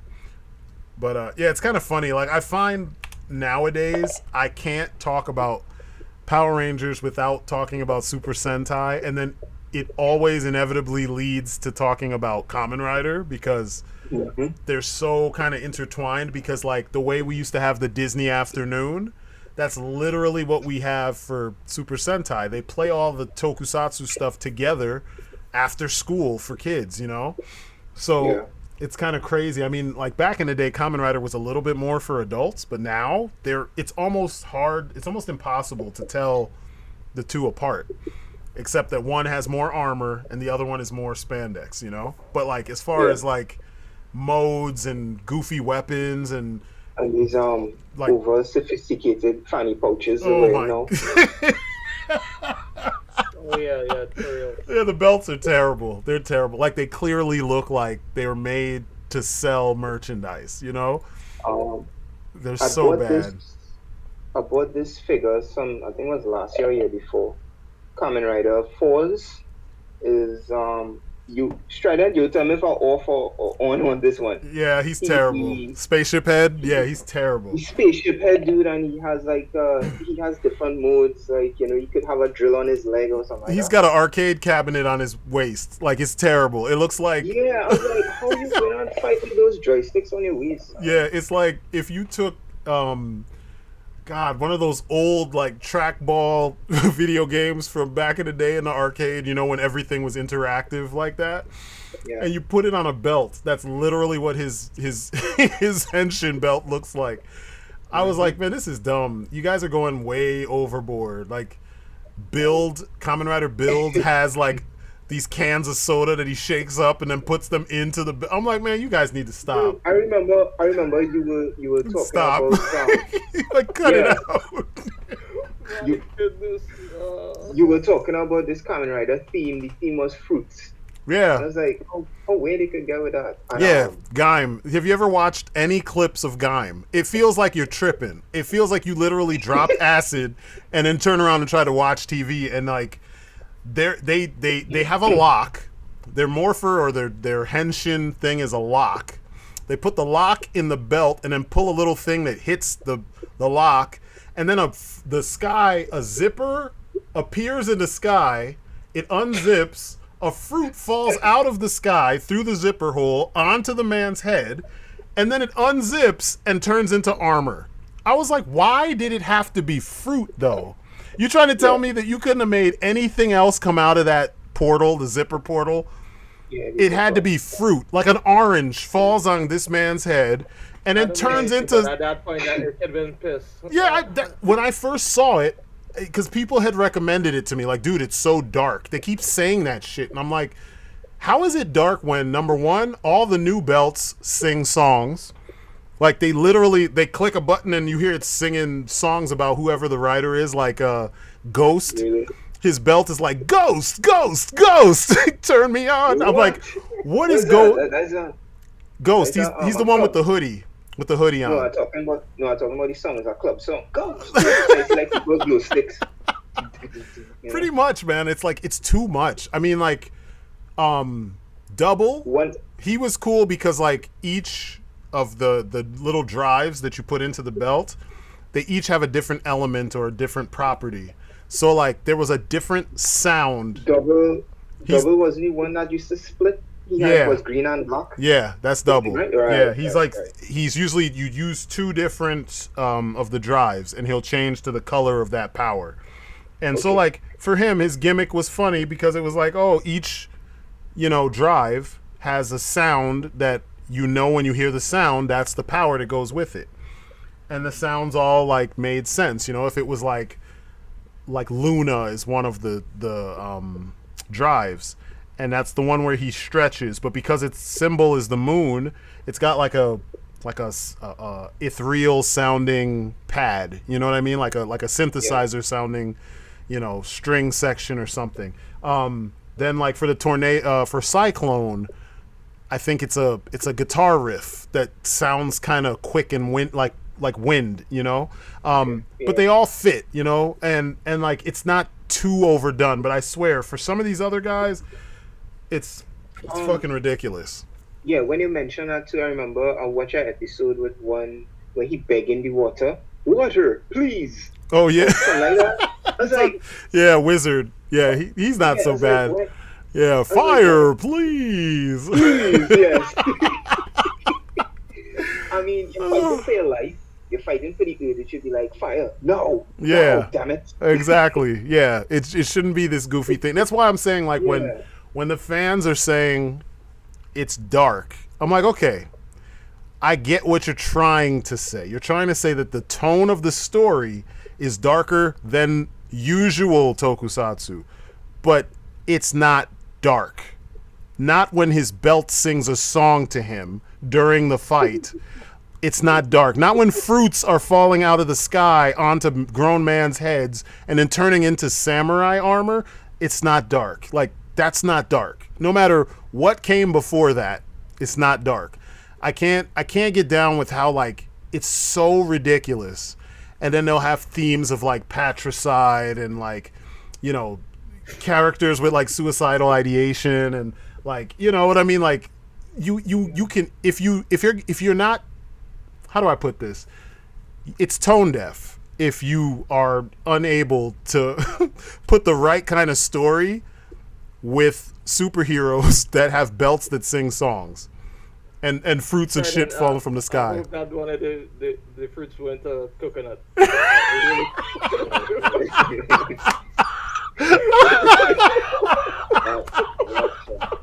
a good one. Oh my god, I can't tell you because I haven't watched. I couldn't watch. I watched one episode, and then I fast forwarded through a whole bunch of other ones, and yeah, I didn't see coconut. I know I saw other fruits that I was just like, for real. Like, I don't know. The show is oh god. Oh god. It's pretty bad. It's pretty bad, man. It's pretty bad. I mean, like, but if you look around and do like your, do your research, you're gonna see the fan base tell you how good the series is, and I'm just like, for me, things take me out of the experience, and if fucking zippers opening up in the sky, yeah, I'm done. I'm gone. No, but I do have to say I've definitely checked it out because I never really got into Kamen Rider, so. Yeah, I mean, there's some good ones. There's some good ones. Like, if you go back and watch, like, Kamen Rider Zo, his series is pretty dope. The guy who created and directed Garo, directed like I think 2 or 3 of the films from the 90s when they were trying to bring back Kamen Rider. So they didn't have a series. They just did these movies, these independent like standalone films. And the tone of those films, or tones of those films, was a lot darker than what you were getting before. It was more in line with the mangas. The music was eerie. The monsters looked crazy that they were fighting, you know. Even Shin is the Kamen Rider that physically turns into a grasshopper person. And it's gross. It's fucking gross. His story is really weird. And, like, it's actually dark. Like, actually dark. Not dark, but there's a fruit coming out of the fucking zipper in the sky. I mean, like, it's legit dark, where you're just like, wow. With some of the shit that happens, you're just like, ugh, like, how? Why? Why would you do that to someone? Like, you feel it, you know? You get that there was a wrong was done, you know? And nothing just offsets it by being stupid. I think in one of the first fights, he beheads the guy he's fighting. Like literally, like Sub-Zero, spine and everything. It's not a human that he's fighting. I think it's like a cyborg. It's not a full-on, just a regular dude. It's like a cyborg of some sort. But yeah, he dismembers the dude in the one of the first fights, and it's shot really well. Like everything's directed really, really well. Zoe is a little light. It's lighter than that, but the tone is kind of eerie. And then Jay, he looks somewhat like Zoe because it's the same director. It was part of the same series, but it was like everybody, I shouldn't say everybody, but people complained about how dark Zoe was. So they lightened up the story with Jay. Jay is the Kamen Rider that grows. He turns into a giant, and I mean, that's his power, you know. And this was before all the different Kamen Riders had like a specific power, you know. Up to this point, they just fought real hard. And I think maybe there was like Sky Rider who could fly. Actually, I take that back. There was a couple more that had powers, technically. Because, yeah, there was one guy, his name was Super One. He's the one that has the silver and black costume and probably one of the ugliest bikes of all the Kamen Riders. It's got like tassels everywhere and stuff. But his hands are cybernetic, so he could replace his hands with like different modes. Like there was like a shocking pair of hands. There was a like machine gun pair of hands. There was like a magnet pair of hands. But yeah, there's others that have powers. Yeah, because Super One, he had electric powers. So yeah, I take that back. It wasn't before they all had powers, but no one else grew before him. But yeah, you should check those out. They're all from the 90s. I think each of them are all in their full entirety with subtitles and everything. They're on YouTube. Because that's where I watched them for the first time. Because I had read about them. I had seen pictures. But like, I want to say I didn't see them until the early 2000s when YouTube was kind of just starting out. And then I saw them again when my older son was like 12. Which was, what is he? He's 19 now. So, yeah. It was like 6 years ago. So, yeah, I watched it again with him when he turned 12 because I was like, yo, when you get old enough, we're going to watch this, you know, badass Kamen Rider movies that are a little violent. And, yeah, it was still good. It's still weird, but it's good stuff. Yeah, Kamen Rider's worth it. It's just nowadays it's weird. With the newer stuff, I say watch up to... You can watch the old ones all the way up to with the switch over to the new stuff with Kuga or Agito, I think it is. Watch Agito, Kuga, Ryuki, and Faiz. And then you'll have to decide based on your personal taste how weird you're willing to go with with the newer Kamen Riders, because they get weird. Yeah, they get really weird. Like Wizard does magic, and he has a technological belt that helps him do his spells, which is strange. That's the one that's like water, please, fire, please. His design's cool, but it's a weird mix of things. Who's another one that's weird? O's is really weird. That's the one that you may have seen. His sidekick is a beautiful boy who looks like that sounds bad. yeah, I have to say beautiful boy because they're obsessed, and a lot of them have these beautiful boys that like the dude, he was in the Kenshin films. He's blonde, and he played. Did you see the live action Rurouni Kenshin movies? Yeah. So I think it's the first one. He fights him in like on the outside of. Oh, that's the guy with the multiple swords. Yeah. Okay, yeah, right. That same actor, he plays this character called Ankh, and he's like I don't know if he's a spirit or I've never watched enough of this series to get it, but for a lot of the series, you see a floating hand talking to the main character, and then at some point you see what was attached to the hand that you couldn't see initially, and they reveal what he looks like and everything. I don't know if that's him doing it or if it has something else to do with some other part of the story. I didn't care because the series, like the fights were weird. I was like, oh, it's a kung fu show. And there's all these crazy fighting styles that are based on combinations of animals, so I was like, damn, this is going to be awesome. It's really weird. It's really fucking weird. And I was just like, yeah, this is, it's not my thing. But O's had some cool ideas, like the combo that I showed you. I got the SIC figure for. I did the review about that. Where he's like it's like a whale, a killer whale, a shark, and an octopus. Oh, that's where that was from. Yeah, it's from that show. But like, he doesn't look that cool in the show. In the show, it's real simple shapes. But like, SIC always reimagines everything as if it was like, I don't know, scary or hardcore, So it adds texture and like detail where there is none in the actual TV show. So yeah. That check it out and see if you like it. I tried.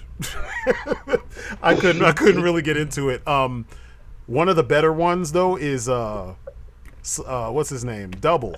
Double is really good. Decade is also really good because Decade will it recounts the first 10 years of the modern era of Kamen Riders. So Faiz and Agito and Ryuki. He goes back to all those separate, they're all alternate universes, so they don't all take place in the same Japan.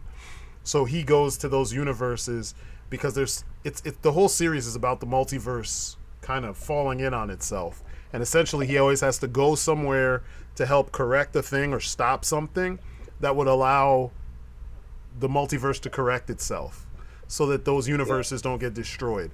So in the process, it's like a love letter to what came before, which is pretty dope because if you've watched all that stuff, you'd have like some kind of appreciation or not for certain seasons, So yeah, check it out. I mean, you might find one weird one that works for you, because that's what I find a lot of people. They're like, yo, this is weird as hell, but you might like it. Like I had a friend in the Philippines. He used to always hit me up about whatever the new thing was because back in the day I couldn't watch it anywhere. So either he would send me like a CD with all a DVD, I'm sorry, with all the information, the data on it, so I could what's the word I'm looking for? I could run it on like DivX or something. Oh yeah. So that way I could just watch it. Like he sent me the whole season of Garo, the first season, and it was God, why is my brain? I think because it's late, my brain is just like brr, brr.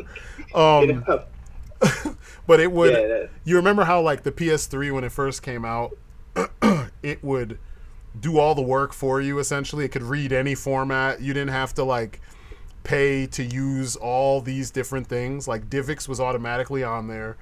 It would read and encode whatever you had on there. So it would like if you had a data disk, it would just read and format all that shit for you to watch it as episodes. So yeah, he used to send all that stuff to me in the early 2000s so that way I could see what was coming out in Asia. And then, soon after, you started having places to watch that stuff here. So yeah, I know Decade is a real good one to watch. The confusing thing about Decade, I'll say, is that when he does revisit those worlds, things aren't exactly how you left them. Like different people will be the main character, but the suits and the general feel of that world will still be the same. Okay, I see. So it's pretty cool. It's pretty cool stuff. But yeah, after Decade, that's when it starts getting really weird, and it gets weirder and weirder and weirder and weirder until it doesn't feel like Kamen Rider anymore. And so I don't know. That will be up to you if you like it or not, you know? Okay, but what about like Kamen Rider 01? Yeah, I couldn't. It's comedy. I couldn't get into it. Oh, okay. It's Oh, super okay. good. Like, that suit looks so good. Yeah, the suit looks so good. And I watched the first episode, and it's 95% goofy ass slapstick comedy, and I'm like, what am I watching? This makes no sense. Like, they're tone deaf completely. And then I guess at some point there's some serious stuff that happens, because I've heard that from people that like the show. But yeah, it lost me with the first episode. I was like, nah, I'm good. I'll just admire the costume from afar. Yeah, it looks really good because I always see that, like, especially like on Amazon sometimes. It's Yeah. like, oh, it looks really, really good. Yeah, I was gonna get the figure. That's another figure that just shot up in price. I was like, all right, I give up. Forget it. That's the same thing with me.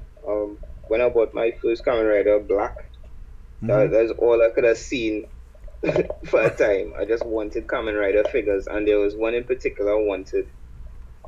He had a tire across his chest. Oh, Drive. And his helmet had a Drive. Drive And is he a had a weird spoiler. show. Yeah, on the back of his helmet. Yeah, he's another one of the weird ones. He's not as bad as the others because he drives a car instead of riding a bike. I'm like, wow, Kamen Rider. And he's driving a car.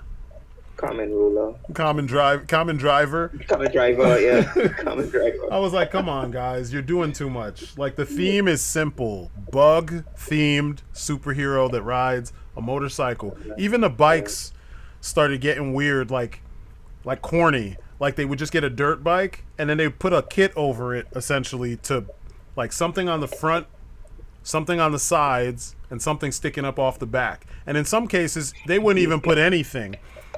Like Ghost has like a horse head or something on the front of his bike with a horn on it, and then the rest of it is just a bike. It's just a dirt bike. It doesn't look special at all. And I'm sitting there saying to myself, like, when did they give up on what Kamen Rider actually is? You know, it feels like... Yes. Is he the producer yesterday? Yeah. He's like, we forgot the bike. Like, oh shit, we forgot to make a bike. Yeah, that is ridiculous. It's bad. Horse head with a unicorn on wheels, right? Yeah, it's like a robotic looking horse head with, you know, without the mane, the fur, and or hair, and then like just a big horn on the front of it, and it just looks weird. And I'm like, you couldn't give him a bike? All the people designing futuristic, strange looking bikes, like, there's some legit bikes that you could buy, like like naked class bikes, you know what I mean, that look crazy, and they didn't give him that. You know, instead they give him a dirt bike, like a legit dirt bike. You can tell when you look at it that it's a dirt bike, and it doesn't look powerful or anything. I'm like, what happened? Look at the first Kamen Rider, Ichigo. Yeah, his bike was awesome. Yes, and his suit with that scarf, man, it was epic. I love the scarf. The scarf touch was awesome. And his bike, yeah, simple. But not watching the design of Ghost. Ghost suit actually looked really badass. The suit does, but the show is, whoo, Lord. That show is kind of, even the way he fights is kind of just, there's certain characters across the newer, the original era. I know I made that mistake at some point. I said Heisei. I mean, the original era is the Showa era, just like Godzilla, Showa. And the newer stuff is the Heisei era stuff. All the Heisei era stuff gets progressively softer. Like, the fights don't feel like Kamen Rider fights. They feel more like Power Ranger fights. And yeah, he doesn't make use of that look at all. Like, whoever's directing the action and just directing the series, it's like they had a really cool look. They could have continued that look through his bike and everything else. Nah. It's like they spent all the money on the look of the suit and ran out when it came time for everything else. There's another guy in that same series named Geist. He looks like him except he's blue, and he looks cooler than the main character. But like when you see all the modes that Ghost has, then you'll see the problem with the show. Like, okay. Yeah, like I think I'm now seeing a picture of guys. yeah, it's weird, man. Like there's so many little, because I try to like listen to other folks and meet them where they're at when it comes to trying to get into this stuff, because I've been a fan of Kamen Rider for so long that like I'm good if I stop now. Like if I just stop and don't ever look at it again, I'm good, because I think the best stuff already happened. But like I try to jump in every now and then because someone will be like, yo, you need to check out this, this new series. And it's like, clearly they didn't watch the old stuff, because if they did, then this wouldn't fly, because some of this stuff, the new stuff, is just so, it's like if you watched X-Men and it was Mutant X. Remember that show Mutant X that came on? Yeah. Back in the day? Don't remind me. So like it'd be like if X-Men existed already with Wolverine and everything, and then a new X-Men movie comes out. It's called X-Men, but all the characters are the Mutant X cast. You'd be like, they're mutants, but they're not the X-Men. What's going on? You know what I mean? Like, nah, that's too different. That's the same thing here, except more flamboyant. The costumes don't make sense. The powers don't make sense. There's too many powers.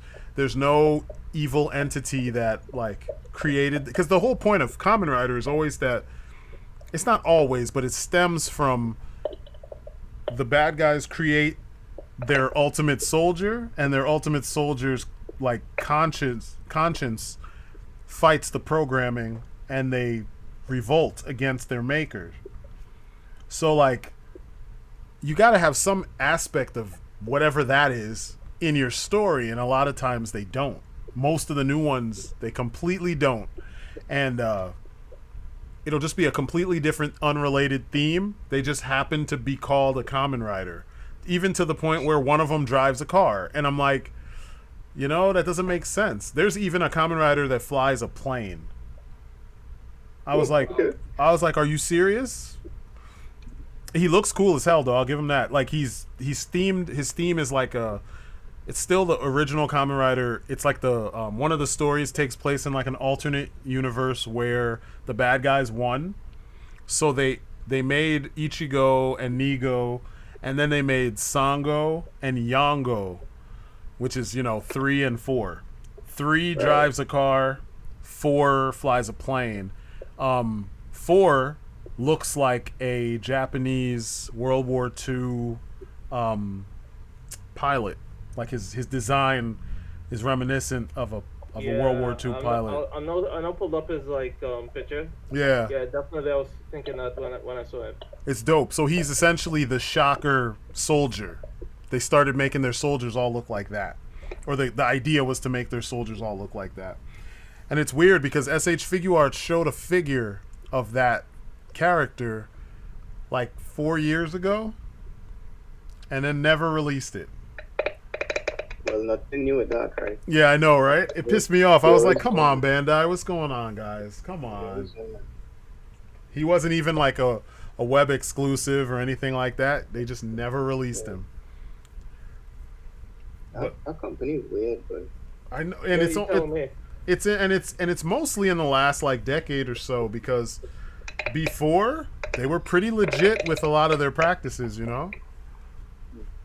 They seem to listen more to their fans back in the day. Now, I don't know what's going on. It's like they have too many fans, maybe. Maybe the industry has gotten out of hand and they just can't keep up. I don't know. That's a really good question. I don't know what Bandai's up to.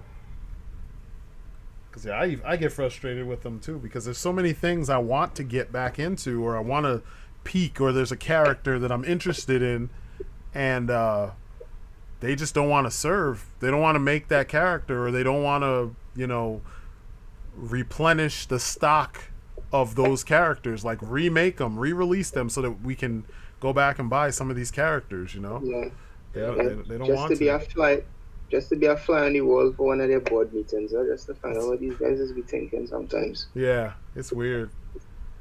Well, I can tell you, they probably like, okay, Gundam, RX-78. I know, right? Yeah, Marvel, Star Wars. Mm-hmm. You can't forget Dragon Ball Z. Oh my God, yeah. And Dragon Ball Z, it's funny. It's like 95% of their client base, their fan base, is in Latin America. So they ship it all to Mexico and South America because that and Saint Seiya all goes to South America. I heard that Saint Seiya huge down there, right? Oh yeah. Yeah. There's a bunch of stuff like that. Like the movie that came out, there was like a CG movie that came out a couple years back that was insane. Like the art, the fights were insane. I couldn't believe it. Like I used to watch that show way back in the day, and I had forgotten about it. And I'd seen some of the toys, and I was like, these toys look cool. And then I saw the prices, and I was like, God damn, these toys. Like some of them, I mean, they're not made of actual metal. Not always. And there's a certain line where they did that, where the armor was made of die cast. But I'm like, it's die cast. It's not gold. It's not actual silver. It's just vac metal, parts. Die cast. And like, yeah, they're still going for like crazy prices and stuff, but most of the sellers are either in like Greece or like South America, which was crazy. I was like, wow, I didn't know that was how serious it was over there. So yeah, again, you got a fan base that just is kind of driving the prices way the fuck up, which is just like, ugh. Can't get in there. Or if you find one that's cheap, it's a character that nobody likes. Like one of the worst designs, and I'm like, why does it have to be like this? Apparently, there's a Kamen Rider called Amazon. Yeah, from back in the day.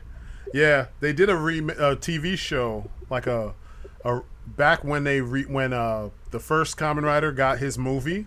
They did a TV show on Amazon called Kamen Rider Amazons, and it's not good. Does the fish?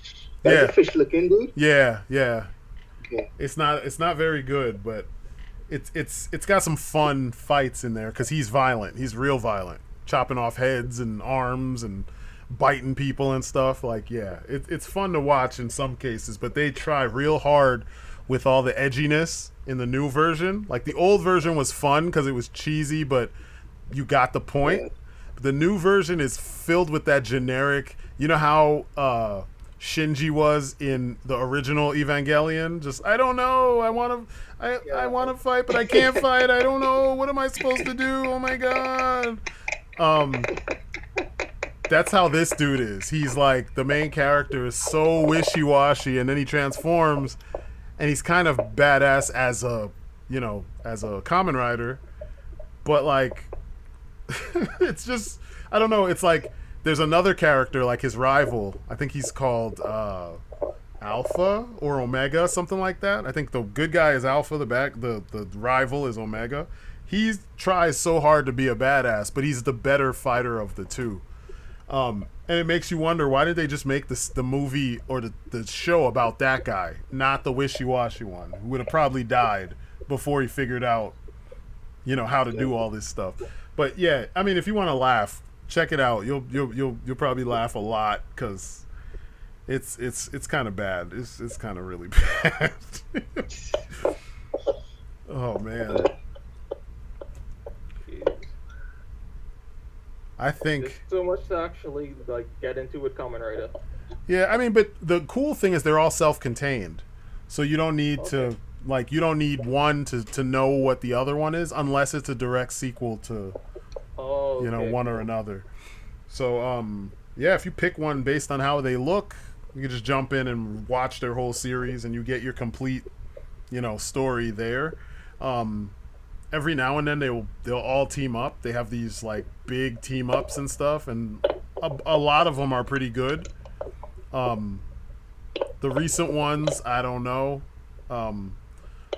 There's one where all the Kamen Riders fight, the Showa era ones fight the Heisei era ones, and it's kind of weird because of who they think would win.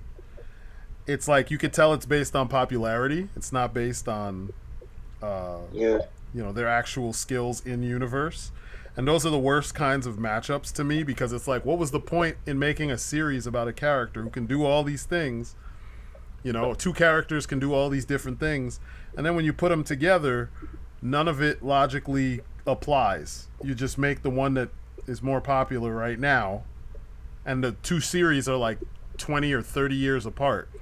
You just put the one who has bigger numbers as the winner automatically, even though there's no conceivable way he could have won a lot of these fights, you know?